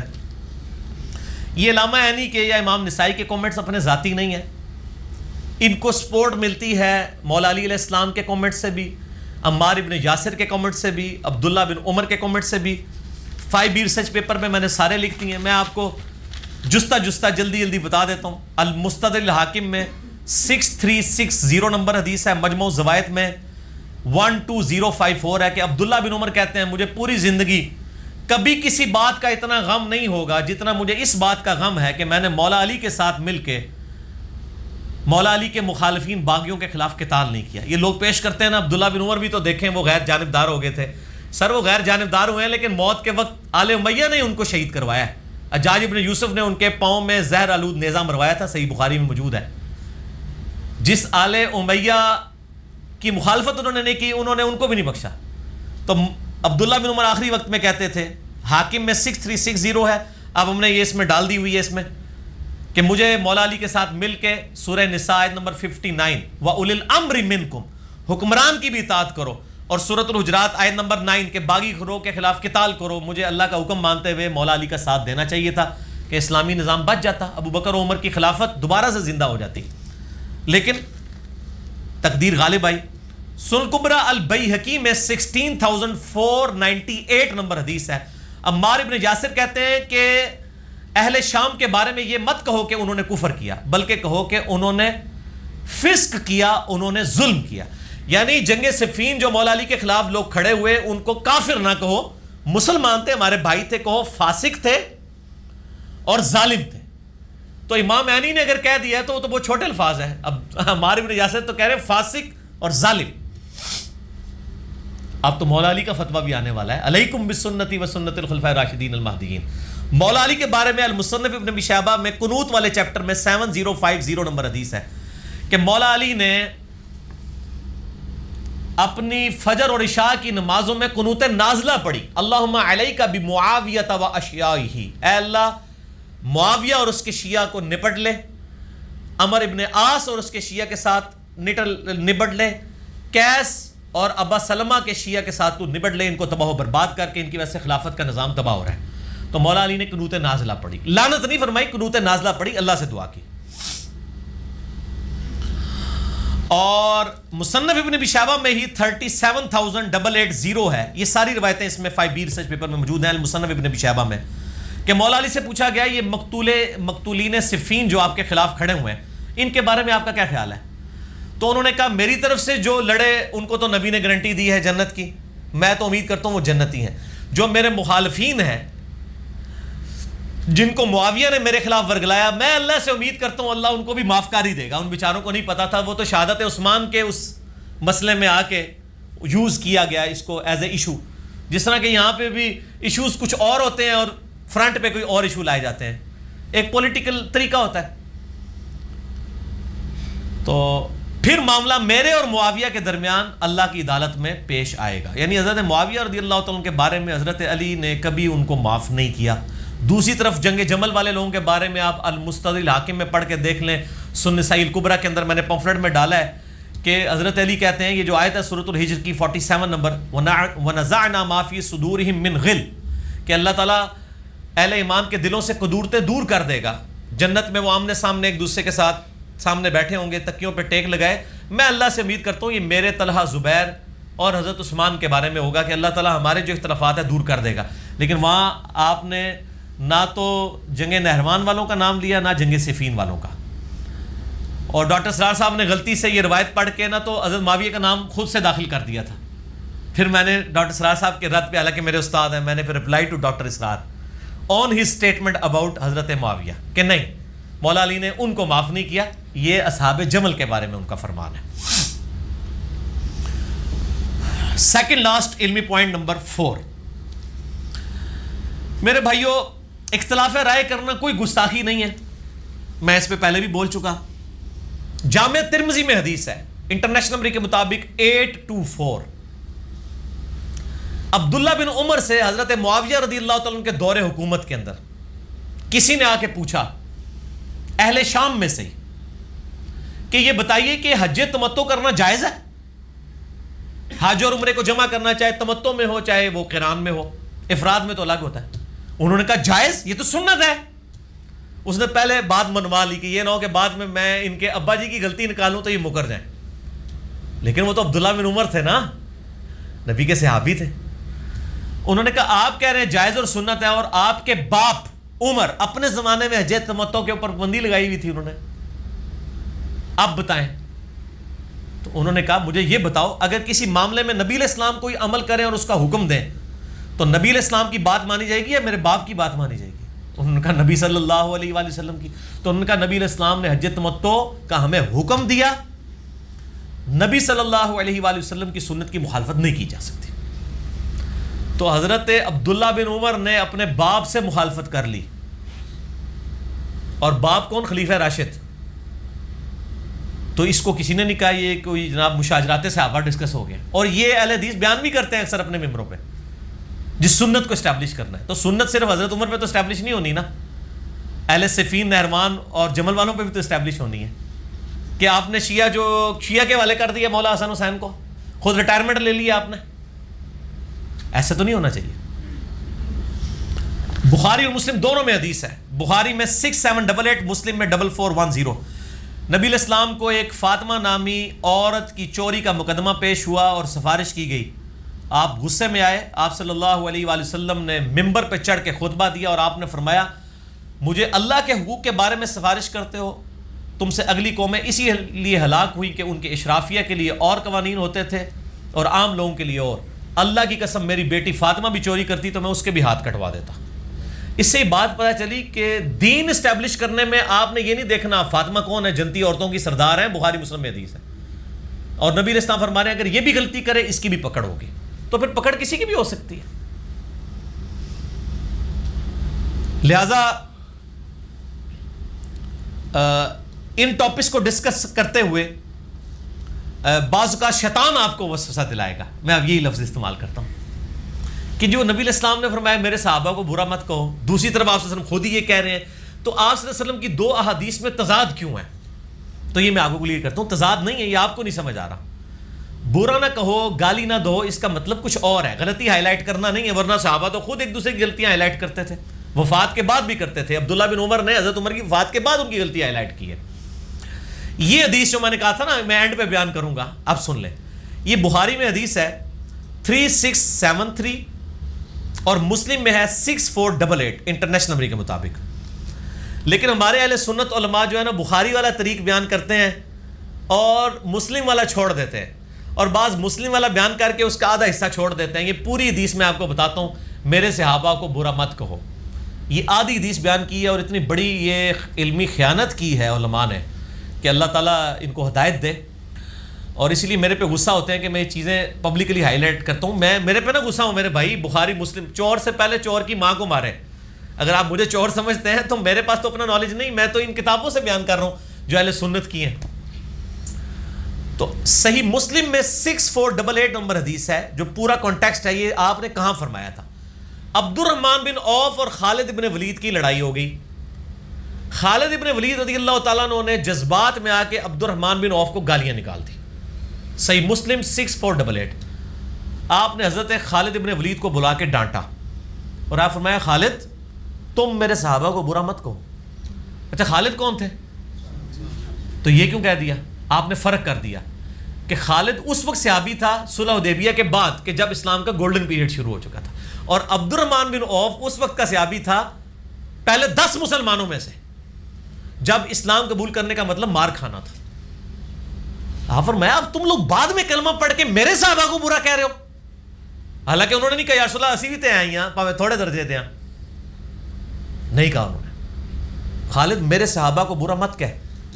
اگر تو اب یہ حضرت خالد بن ولید کو حضور نے کہا ہے صلی اللہ علیہ وسلم، اگر اب تم احد پہاڑ کے برابر بھی سونا خیرات کر دو تو میرے صحابہ نے جو ایک مد گندم خیرات کی تھی نا 600 گرام بنتی، آدھا کلو گندم بھی تمہاری ان کی اور تمہارا احد پہاڑ کے برابر سونا برابر نہیں ہو سکتے، بلکہ اس کے نصف کو بھی نہیں پہنچ سکتے. وہ پاؤ گندم بھی خیرات کر دینا، تم احد پہاڑ کے برابر بھی سونا خیرات کر دو. ہے خالد بن ولید، عبد الرحمن بن عوف کا مقابلہ تم نہیں کر سکتے. اب دیکھیں انہوں نے یہ آدھی حدیث بیان کی میرے صحابہ کو برا مت کہو. اگر تم میں سے یہ تم سے مراد میرے بھائی بریلوی دیوبندی اہل حدیث شیعہ نہیں ہے، اس سے مراد بعد والے صحابہ ہیں.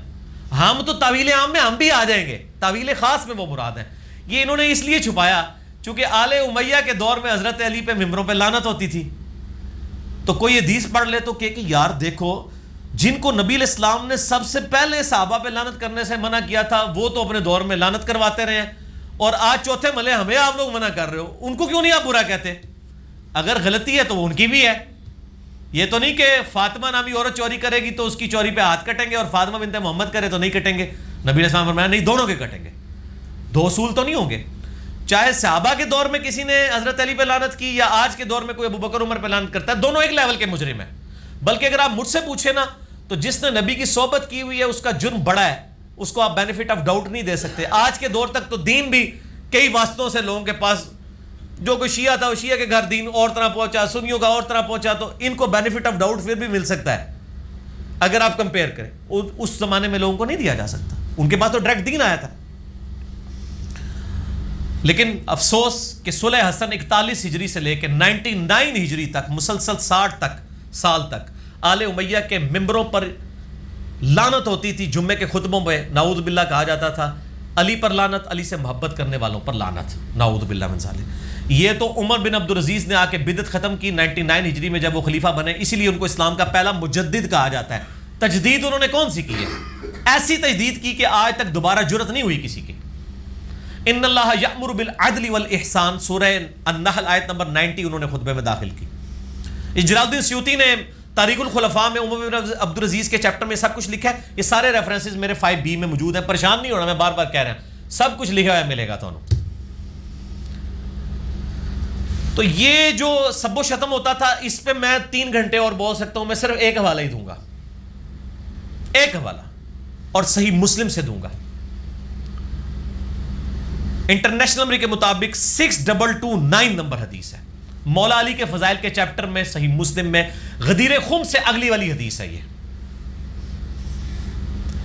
کہ آل مروان میں سے، مروان بن حکم کون تھا؟ حضرت معاویہ کا گورنر، اور بعد میں یہ لوگ حکمران بھی بن گئے۔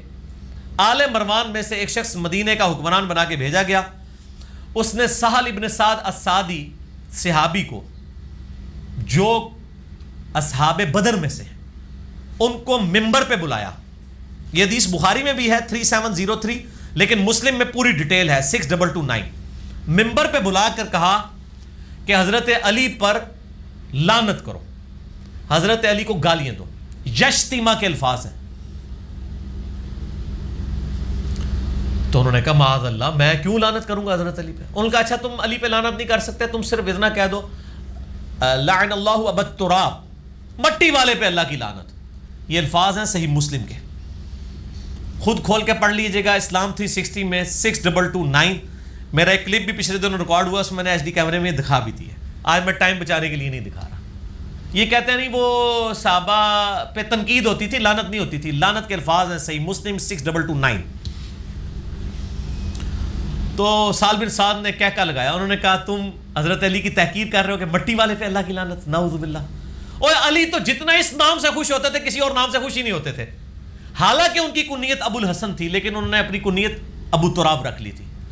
تو اس شخص نے کہا کہ ایک تیر میں 2 شکار ہو جائیں گے، ایک تو حضرت علی کا نام بھی نہیں آئے گا، تو صحابی بس ممبر پہ آگے کہہ دے کہ ابو تراب پہ اللہ کی لعنت، نعوذ باللہ۔ آپ یہ دیکھیں، یہ آج کے زمانے میں ایسا ہوتا ہے کہ حکمران ہمیں بلا کے کہ آؤ فلاں صحابی پہ لعنت کرو۔ اس لحاظ سے آج کا دور بہت بہتر ہے اس حوالے سے۔ یہ عمر بن عبدالعزیز کا تجدیدی کارنامہ ہے۔ انہوں نے کہا کہ میں تو نہیں کہوں گا، اور کہا کہ تم ابو تراب کی تحقیر کر رہے ہو۔ ان کا اچھا یہ ابو تراب نام کیسے پڑا؟ ان کا میں تمہیں بتاتا ہوں کہ ایک دفعہ سیدہ فاطمہ اور سیدنا علی کی آپس میں میاں بیوی تھے، چپکلش ہوئی، حضرت علی ناراض ہو کے گھر سے باہر چلے گئے، نبی علیہ السلام آئے، کہا کدھر ہے تیرا چچا کا لڑکا؟ کہ رسول اللہ، سیدہ فاطمہ نے عرض کی حضور ناراض ہو کے چلے گئے ہیں۔ آپ نے صحابہ کو دوڑایا کہ پتہ کرو علی کدھر ہے۔ یہ تو مسجد نبی میں لیٹے ہوئے تھے، علی نے کہاں جانا تھا؟ مسجد میں، درویش مٹی میں لیٹے ہوئے۔ نبی علیہ السلام نے یہ نہیں کہا علی کو بلا کے لاؤ، آپ خود تشریف لے گئے۔ یہ بہت بڑی فضیلت ہے سر۔ اور میں کہتا ہوں کہ صرف حضرت علی کو صحابی کہہ بھی دیتا نا کہ حضور تیرا پوچھ رہے تھے، تو انہوں نے فوراً اٹھ کے آ جانا تھا، وہ دیکھ کے آگے کہا حضور میں دیکھے وہاں ہیں، جتنا آرڈر ملا تھا اتنی انہوں نے اوبے کیا۔ نبی علیہ السلام خود تشریف لے گئے، مبارک ہاتھوں سے حضرت علی کے جسم سے مٹی جھاڑی، کہا اٹھ ابو تراب، اٹھ ابو تراب، اے مٹی میں لپٹنے والے اٹھ۔ حضرت علی کو یہ اتنا نام پسند آیا کہ انہوں نے اپنی کنیت ابو تراب رکھ لی۔ اور سال ابن سعد السعدی نے کہا تم کہتے ہو ابو تراب، اوے علی کے سامنے اگر ابو تراب کہو گے تو علی خوش ہوگا، اور تم کہتے ہو مٹی والا ہو تو خوش ہوتے تھے۔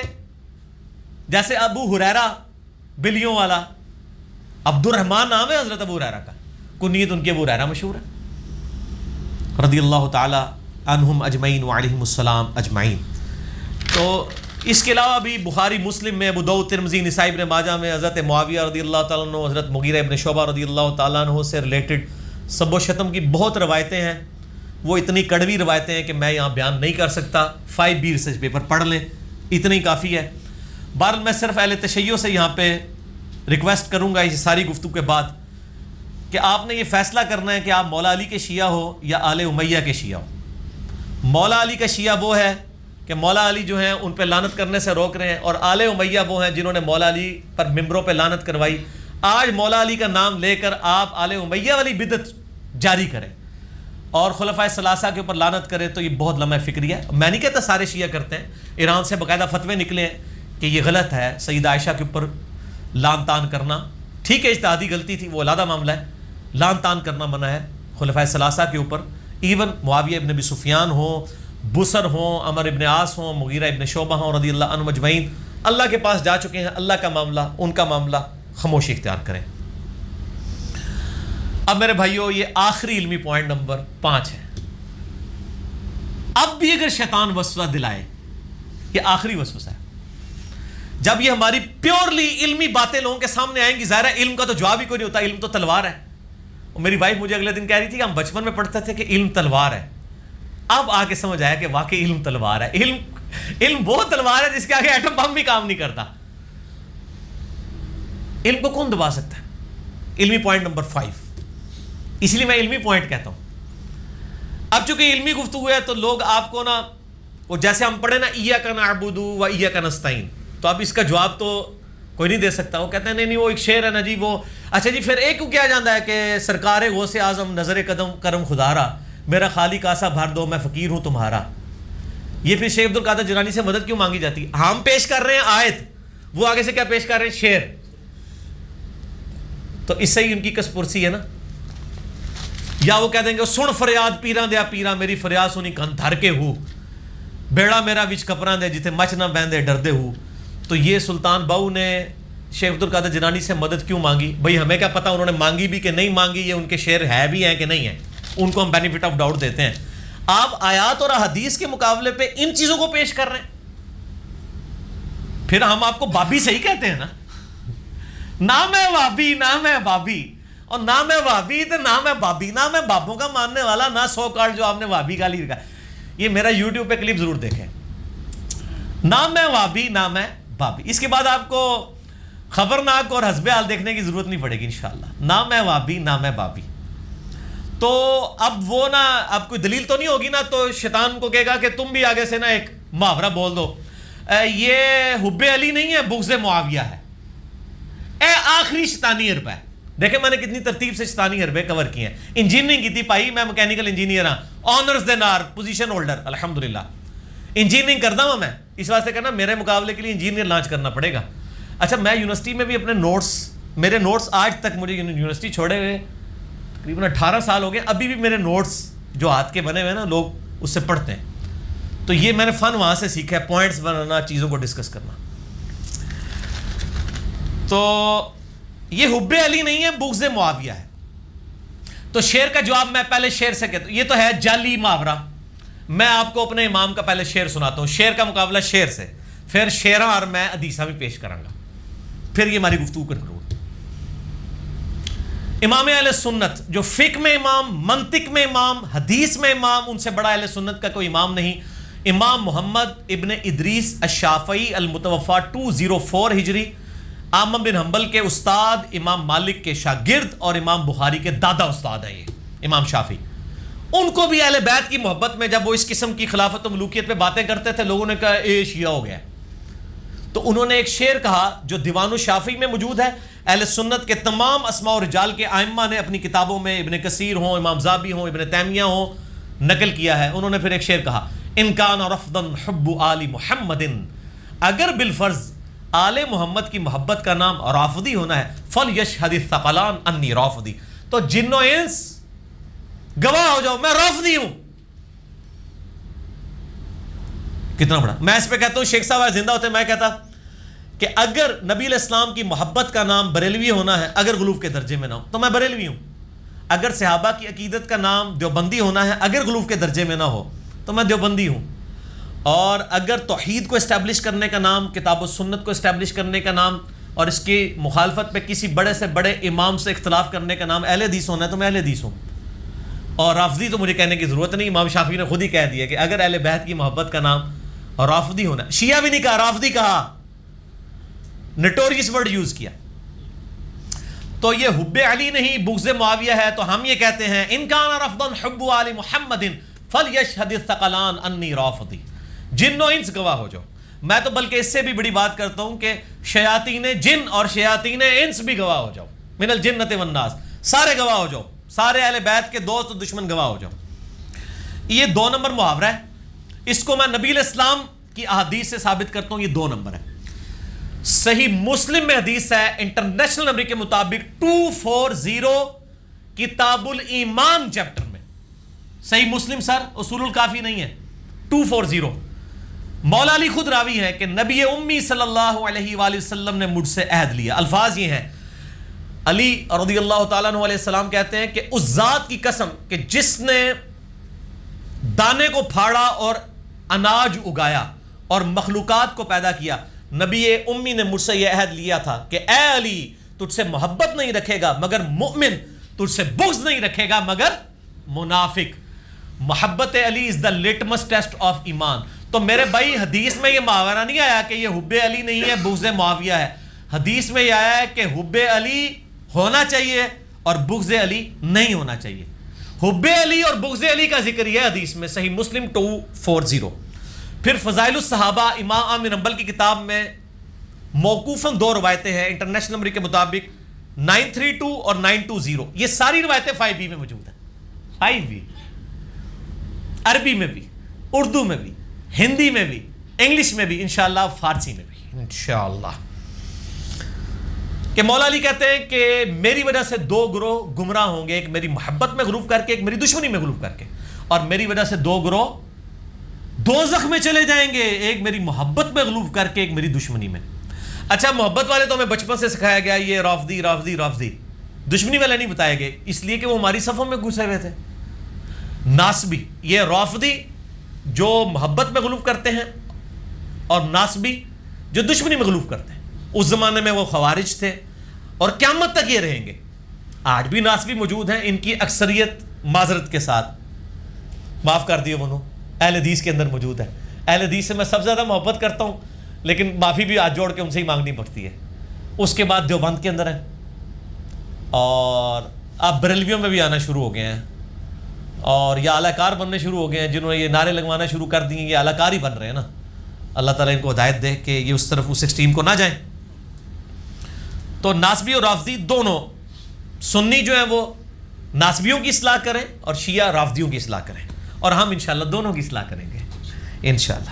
سنن نسائی میں ایک حدیث ہے 3009 انٹرنیشنل نمبر کے مطابق عرفات میں تلبیہ والے چیپٹر میں, میدان عرفات میں تلبیہ بلند کرنا, لبیک اللہم لبیک. ابن عباس میدان عرفات میں پہنچے تو وہ خیمے سے باہر ہے, ان کا میں تلبیہ نہیں سن رہا کہ بلند آواز میں تو سنت ہے تلبیہ بلند کرنا, کوئی نہیں کر رہا. تو لوگوں نے بتایا کہ لوگ حضرت معاویہ رضی اللہ تعالیٰ عنہ کے ڈر کی وجہ سے جو ہے وہ تلبیہ بلند نہیں کر رہے. بغض معاویہ کی وجہ سے نہیں, حب معاویہ کی وجہ سے اور حب غلوف کر کے, چونکہ انہوں نے پابندی لگائی ہے کہ تلبیہ کوئی بلند نہیں کرے گا. کیوں لگائی تھی پابندی وہ اگلے الفاظ سن لیں. عبداللہ بن عباس کہتے ہیں وہ نکلے خیمے سے بلند آواز سے ان کا لبیک اللہم لبیک قد ترکوا السنہ من بغض علی.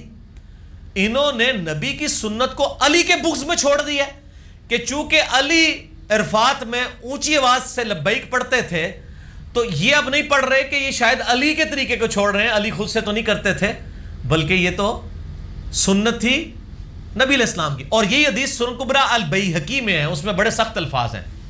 کوٹ ان کوٹ کر رہا ہوں میں. عبداللہ بن عباس کہتے ہیں معاویہ کی ناک خاک آلود ہو جائے. یہ عرب کا محاورہ تھا, یہ کوئی گالی نہیں تھی. مراد یہ ہے کہ وہ اس معاملے میں بیک فٹ پہ جائے. دیکھیں میں بھی تعویل کر لیتا ہوں. یہ الفاظ ہیں اور پھر آگے الفاظ ہیں کہ انہوں نے علی کے بغض کی وجہ سے نبی کی سنت چھوڑ دی, اور پھر انہوں نے کہا اللہ کی لعنت ہو ان پر جو نبی کی سنت بغض علی کی وجہ سے چھوڑ رہے ہیں. یہ ابن عباس نے لعنت کی. یہ میں نے شیخ زبیر صاحب کو فون کر کے بتایا, میں کہ شیخ صاحب یہ سنن نسائی میں تو اتنا ہی حصہ ہے, تو یہ اگلا جو طریقہ ہے یہ تو بڑا سخت ہے, تو یہ صحیح ہے؟ کہتے ہیں ہاں علی بھائی یہ بھی صحیح ہے. یہ میں نے خود ان سے ڈائریکٹ پوچھا ہوا ہے.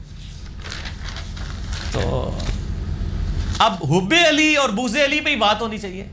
اور وہ غدیر خم جو طارق جمیل صاحب کا بھی کلپ آیا ہے کہ حضرت علی کا حق ہے کہ انہیں مولا علی کہا جائے.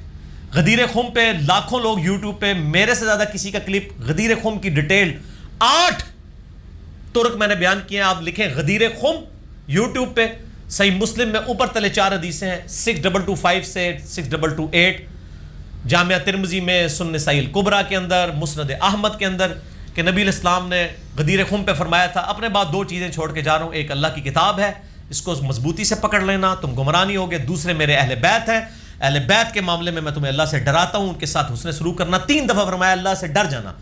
اچھا یہ لوگ آج تک نہیں ڈرے، میں ڈر کے آج پھر بیٹھ گیا وہاں۔ میں یہ کیوں بیٹھ گیا ہوں کہ نبی علیہ السلام نے قرآن پکڑنے کا کہا تھا اور کہا تھا اہل بیت کے معاملے میں اللہ کا خوف دلاتا ہوں، 3 دفعہ فرمایا، تو سر مجھے خوف ہے نا، تبھی میں آج بیٹھا ہوں اہل بیت کے دفاع کے اوپر۔ تو میں نے غدیر خم کی آدھی حدیث نہیں پکڑی ہوئی، پوری پکڑی ہوئی الحمدللہ۔ قرآن بھی ہم ہی بیان کرتے ہیں، قرآن کی توحید بڑے گج وج کے، ایاک نعبد و ایاک نستعین، اور دوسری طرف اہل بیت کے دفاع کے لیے بھی ہم ہی کھڑے ہوتے ہیں پوری حدیث پہ عمل۔ افتؤمنون ببعض الکتاب وتکفرون ببعض نہیں کرتے ہم۔ فرمایا اللہ سے ڈرنا۔ پھر آپ نے مولا علی کا ہاتھ پکڑ کے کہا من کنت مولاہ فعلی مولاہ، جس کا مولا میں اس کا مولا علی، جس کا جگری یار میں یا جس کا آقا میں، دونوں الفاظ ٹھیک ہیں، اس کا آقا علی۔ باقی یہ ساری ٹیکنیکل گفتگو آپ اس کلپ میں دیکھ لیں۔ اور پھر آپ نے فرمایا اے اللہ اس سے محبت کر جو علی سے محبت رکھے، اے اللہ اس سے دشمنی رکھ جو علی سے دشمنی۔ تو بغض علی اور حب علی ہے، حب علی بغض معاویہ یہ صرف آپ کے محاورے ہی ہیں، جس طرح آپ کے باقی اشعار چل رہے ہیں۔ اتنے مختصر وقت میں یہی کر سکتا تھا میرے بھائیوں۔ آخر میں 2 لیکچرز کا حوالہ دے رہا ہوں، وہ آپ دیکھ لیں۔ اہل تشیع کا مقدمہ میں نے اہل سنت کی عدالت میں پیش کیا ہے، مسئلہ 101، خلافت و ملوکیت صحیح مسئلہ خروج اور فکر حسین حق پرستی کی علامت ہے، مسئلہ نمبر 101 میرا دیکھ لیں۔ اور اہل سنت کا مقدمہ نہج البلاغہ کی روشنی میں، مولا علی کے 5 خطبات کی روشنی میں میں نے اہل تشیع کی عدالت میں پیش کیا ہے، مسئلہ 162A، خلافت راشدہ کے 30 سال نہج البلاغہ سے مولا علی علیہ السلام کے 5 خطبات کی روشنی میں۔ باقی 5B ریسرچ پیپر پڑھ لیں۔ تو آخر میں کہوں گا کہ آپ یہ نعرہ نہ لگائیں کہ بے گناہ بے خطا معاویہ معاویہ، بلکہ یہ نعرہ لگائیں بے گناہ بے خطا مصطفیٰ مصطفیٰ، مصطفیٰ جان رحمت پہ لاکھوں سلام، شمع بزم ہدایت پہ لاکھوں سلام۔ ٹھیک ہے جی، تو اسی کے اوپر رہیں، آگے نہ جائیں۔ اہل سنت سے میں ریکویسٹ کروں گا کہ حضرت معاویہ رضی اللہ تعالیٰ عنہ کی صحابیت کا احترام ضرور کریں، مگر غلو نہ کریں، دعا کریں ربنا اغفر لنا ولاخواننا الذین سبقونا بالایمان۔ اور اہل تشیع سے کہوں گا کہ حضرت علی کی شان ضرور بلند کریں، لیکن حضرت علی کا میں نے خطبہ نہج البلاغہ سے دکھایا کہ مولا علی نے معاویہ سامنے موجود تھے تو کہا اس پہ لعنت نہ کرو، صرف علمی طریقے سے اس کی غلطی اس پہ واضح کرو۔ تو حضرت معاویہ ہوں، حضرت مغیرہ ابن شعبہ ہوں، عمر ابن عاص ہوں، اور بسر بن ابی ارطا ہوں، ظاہر ہے کہ ہمارے دل بھی دکھے ہیں جو کچھ ہوا اس وقت، اور آج تک ہم اس چیز سے آزاد نہیں ہو سکے۔ جیسا کہ میں نے بتایا صحیح بخاری میں 4072 ہے، آپ نے فرمایا واشی تیرا اسلام قبول ہے لیکن مجھے اپنی شکل نہ دکھانا، مجھے اپنا چچا یاد آتا ہے۔ تو واشی کے معاملے میں نبی الاسلام کا یہ ایٹیچیوڈ تھا، تو حمزہ سے زیادہ محبت حضور کو مولا علی سے، حسن و حسین سے تھی۔ آل امیہ نے جو کچھ ان کے ساتھ کیا ہمارے دل بھی زخمی ہے، لیکن ہم خاموشی اختیار کرتے ہیں، یہ سکوت ہے۔ خاندان نبوت کے ساتھ کھڑے ہیں، ہم بجائے ان کی برائیاں بیان کریں اتنی دیر ہم اہل بیت کے فضائل کیوں نہ بیان کریں۔ اور امیر المؤمنین خلیفہ اول سیدنا ابو بکر الصدیق رضی اللہ تعالیٰ عنہ علیہ السلام کا فرمان صحیح بخاری میں مولا حسن و حسین کے چیپٹر میں ہے، اس پہ میں نے کنکلوڈ کرنی تھی آج کی گفتگو۔ صحیح بخاری میں انٹرنیشنل نمبر کے مطابق 3751 ابو بکر الصدیق رضی اللہ تعالیٰ عنہ کہتے ہیں ابو محمدن فی اہل بیتہ، محمد کو تلاش کرنا ہے تو اہل بیت میں تلاش کرو۔ اور اس حدیث کو امام بخاری حضرت حسن و حسین کے چیپٹر میں لے کے آئے، امہات المومنین کے چیپٹر میں لے کے نہیں آئے۔ کہ حضرت ابو بکر بھی کہتے ہیں کہ محمد کی محبت تلاش کرنی ہے، ان کا قرب تلاش کرنا ہے، ان کا کردار اور کریکٹر تلاش کرنا ہے، ان کے اخلاقیات سیکھنے ہیں تو اہل بیت میں سیکھو۔ تو حضرت ابو بکر کے ماننے والے جو ہوں گے پھر وہ اہل بیت کی طرف ہی جائیں گے انشاءاللہ تعالی۔ تو یہ الحمدللہ کنکلوڈ ہوئی گفتگو۔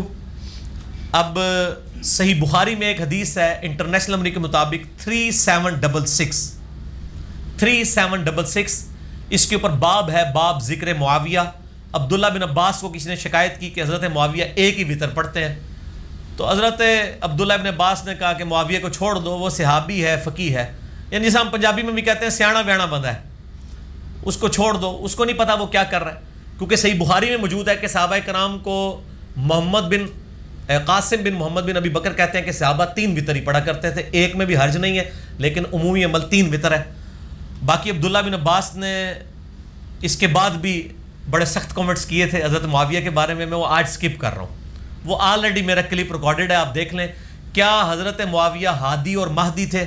یہ اب ہادی و مہدی معاویہ میرا نام لکھے تو وہ کھل جائے گا۔ میں آج اس پازیٹیو ماحول کو، وہ پرانی ویڈیوز ہیں وہ تو چڑھی ہوئی ہیں، اب ہم ذرا احتیاط کرتے ہیں کہ پارلیمانی زبان میں ہی گفتگو کی جائے۔ باقی حنفیوں کو پتہ ہے، حنفی جب 3 وطر کے حق میں حضرت عبداللہ بن عباس کا قول حضرت معاویہ کے بارے میں کوٹ کرتے ہیں، وہ اتنے سخت الفاظ ان کی فقہ کی کتابوں میں باقاعدہ لکھے ہوئے ہیں، وہ کوٹ کرتے ہیں۔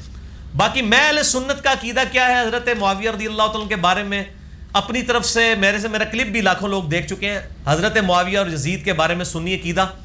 میں اینڈ پہ نا آپ کو امام ابن حجر اسقلانی فتح الباری، جنہوں نے صحیح بخاری کی بیسٹ شرح لکھی ہے، 852 ہجری میں فوت ہوئے۔ عمدۃ القاری کا تو حوالہ آپ سن چکے ہیں، امام بدر الدین عینی کا المتوفا 855 ہجری۔ اے دو بخاری دی شرح نے دیکھ لو، ایک کہتے ہیں شرح کے ساتھ کرے، شرح بھی یار تہاڈی بیان کر رہے ہیں، خالی بخاری نہیں بیان کر رہے، شرح بھی آپ کی ہے۔ ابن حجر اسقلانی نے باب ذکر معاویہ صحیح بخاری 3766 کے انڈر کچھ الفاظ لکھے ہیں جو 5B ریسرچ پیپر میں بھی میں نے پیج نمبر 13 پہ یہ آخر میں نے بیان کرنے تھے، اسی پہ میری گفتگو کنکلوڈ ہے۔ میں ورڈ بائی ورڈ بیان کر دوں تاکہ کوئی غلطی نہ ہو جائے۔ ابن حجر اسقلانی کے الفاظ سنیں، صحیح بخاری کی حدیث کی شرح میں کیا لکھتے ہیں۔ یہ بڑا اٹینٹیو ہو کے سننا ہے، میں تیز تیز پڑھوں گا لیکن آپ نے بات اشارے میں سمجھتے جانے ہیں، تو آپ کو یہ بھی سمجھ آ جائے گی یہ جو نعرے لگائے جا رہے ہیں نا آج، یہ پہلے بھی یہ کام ہوتا تھا، یہ نعرہ بازی والا۔ تو اہل سنت کا شروع سے کیا عقیدہ لایا کہ یہ نعرے کے پیچھے محرک کیا ہوتا ہے۔ اب بیٹھے بٹھائے ایک نعرہ چل پڑا ہے ایک خاص مکتبہ فکر کی طرف سے، بے گناہ بے خطا معاویہ معاویہ۔ اب ہم نے نعرہ کیا چلانا ہے؟ بے گناہ بے خطا مصطفیٰ مصطفیٰ صلی اللہ علیہ وآلہ وسلم۔ اس کے پیچھے انٹینشن کیا ہے؟ مولا علی کو نیچا کرنا۔ اور یہ ابن حجر لکھ رہے ہیں، ابن حجر لکھتے ہیں صحیح بخاری فتح الباری کی شرح میں، صحیح بخاری حدیث نمبر 3766 باب ذکر معاویہ کے اندر لکھتے ہیں کہ امام بخاری نے صحیح بخاری میں حضرت معاویہ سے متعلق باب کے عنوان میں صرف لفظ ذکر معاویہ لکھا ہے۔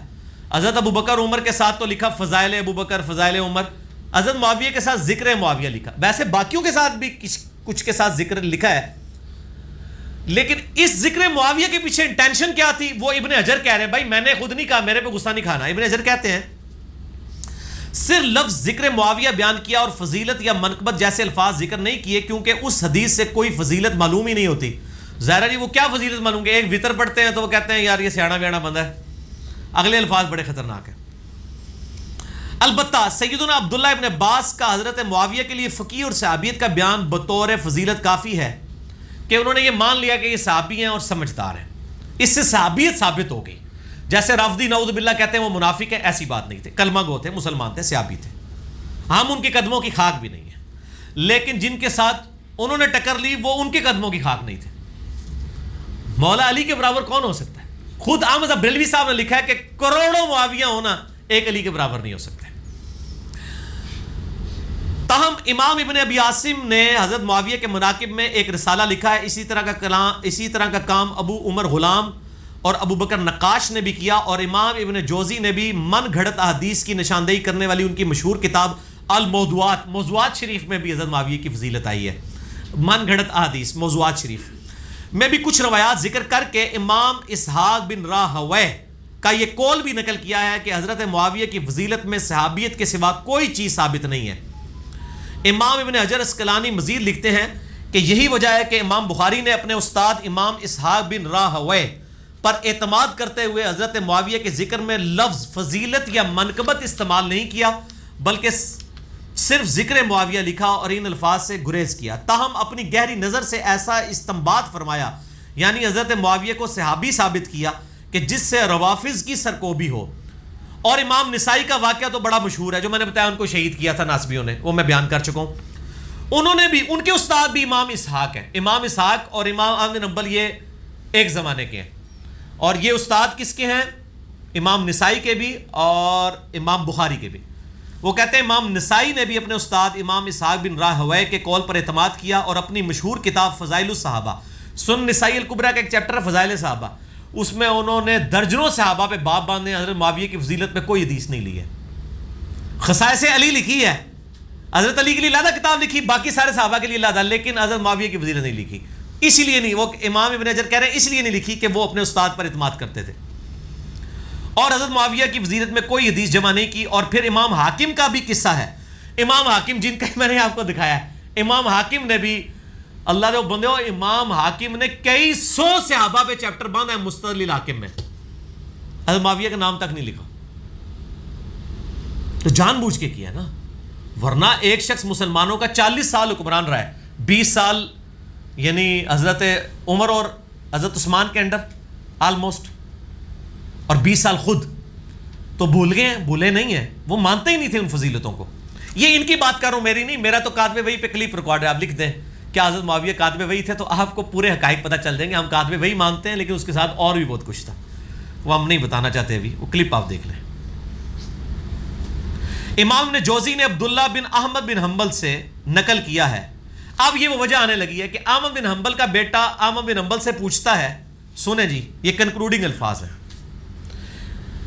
ان کا مکالمہ نقل کیا کہ وہ اپنے والد امام احمد بن حنبل سے پوچھتے ہیں کہ سیدنا علی اور حضرت معاویہ کے اختلافات سے متعلق آپ کی کیا رائے ہے.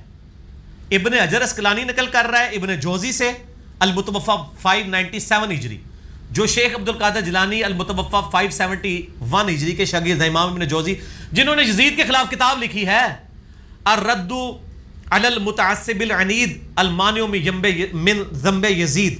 یہ اس سرکش کا رد ہے جو یزید کو برا نہیں کہتا، جس کا ترجمہ شاہ نفیس اکیڈمی دیوبند نے لاہور سے شائع کیا، اور میں نے وہ سینکڑوں میں مفت بانٹا تھا. وہ ہماری ویب سائٹ پہ وہ بک نمبر 9 اور 10 موجود ہے اہلسنتپاک.com پہ. امام نے جوزی نے یزید کے رد پہ کتاب لکھی ہے. یہ اس کا حوالہ دے رہے ہیں کہ وہی امام نے جوزی احمد بن حنبل سے نقل کرتے ہیں ان کے بیٹے سے کہ انہوں نے احمد بن حنبل سے پوچھا کہ امام صاحب یہ حضرت علی اور معاویہ کا کیا قصہ ہے، آپ کی کیا رائے ہے. احمد بن حنبل نے تھوڑی دیر تک سر جھکائے رکھا. یہ وہی بات ہے، جب بات کریٹیکل ہونا پھر سوچنا پڑتا ہے کہ میں اب ایسا بیلنس گفتگو کروں، کم جملے بولوں، بات بھی کنوے ہو جائے. پھر سر اٹھایا، کہا میرے بیٹے خوب سمجھ لے کہ علی کے دشمن بہت تھے جنہوں نے پوری کوشش کی کہ علی کے عیب تلاش کیے جائیں، مگر وہ ناکام رہے. چنانچہ ان دشمنوں نے ایک متبادل چال کے طور پر اس دوسرے شخص معاویہ کو مقصد براری کے لیے موزوں پایا جو کہ علی سے جنگ کر چکا تھا. چنانچہ ان دشمنوں نے علی کے مقابلے پر معاویہ کو بڑھا چڑھا کر پیش کیا.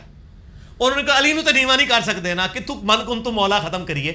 المستدرک للحاکم میں صحیح سند کے ساتھ احمد بن حنبل کا یہ قول ہے، میں نے اس میں نقل کیا ہے. وہ کہتے ہیں کہ ذخیرہ حدیث میں حضرت ابو بکر عمر عثمان کی شان میں بھی اتنی حدیثیں نہیں ہیں جتنی حضرت علی کی شان میں. یہ امام حاکم نیشا پوری نے مستدرک للحاکم حدیث کی کتاب میں احمد بن حنبل کا قول نقل کیا، میں نے 5B میں ڈالا ہے. اب وہ حدیثیں تو ختم نہیں کر سکتے تھے، آپ خود بھی ذرا گن کے دیکھ لیں تو آپ کو پتہ چل جائے گا. تو احمد بن حنبل کی اپنی کتاب فضائل الصحابہ اٹھا لیں، میں کہتا ہوں کہ 150-200 صفحے صرف حضرت علی کے اوپر ہے. تو کہتے ہیں کہ حضرت علی کو تو نیچا نہیں کر سکتے، انہوں نے ایک چال چلی کہ معاویہ کو اونچا کر دیں. اچھا، ان کو بڑھا چڑھا کر پیش کیا. ابن حجر اسقلانی اس پہ لکھتے ہیں کہ امام احمد بن حنبل کے اس جواب میں یہ اشارہ ہے کہ کچھ لوگوں نے حضرت معاویہ کے لیے بے بنیاد فضائل گھاڑ لیے جن کی کوئی اصل نہیں تھی. یہ حقیقت ہے کہ حضرت معاویہ کے لیے روایت فضیلت تو بہت آئی ہیں، مگر ان احادیث میں سے کوئی بھی اصول محدثین پر اسنادی حیثیت سے صحیح نہیں ہے. یہ کون کہہ رہا ہے؟ ابن حجر اسقلانی. وہ میرے خلاف کلپ چڑھاتے ہیں، کہتے ہیں ابن حجر نے تو نقل کیا. ابن حجر تو خود کمنٹس کر رہا ہے کہ احمد بن حنبل نے جو باتیں کی بالکل ٹھیک ہے، اسی بھی چیک کر لیں. اسی لیے امام اسحاق بن راہوے اور امام نسائی نے اس موقف کو بڑے یقین سے اختیار کیا ہے کہ حضرت معاویہ کے لیے صحابیت کے سوا کوئی فضیلت بھی ثابت نہیں ہے. یہ ابن حجر کے کمنٹس ختم ہوئے ہیں. میرا خیال ہے عقل مند کے لیے اشارہ کافی ہے، ہم نے اتنا کچھ بیان کر دیا. باقی دنیا میں سنی شیعہ کنفلکٹ پہ جہاں پہ بات ہوتی ہے سوشل میڈیا پہ، اللہ کے فضل سے ہماری ویڈیو سامنے آتی ہیں.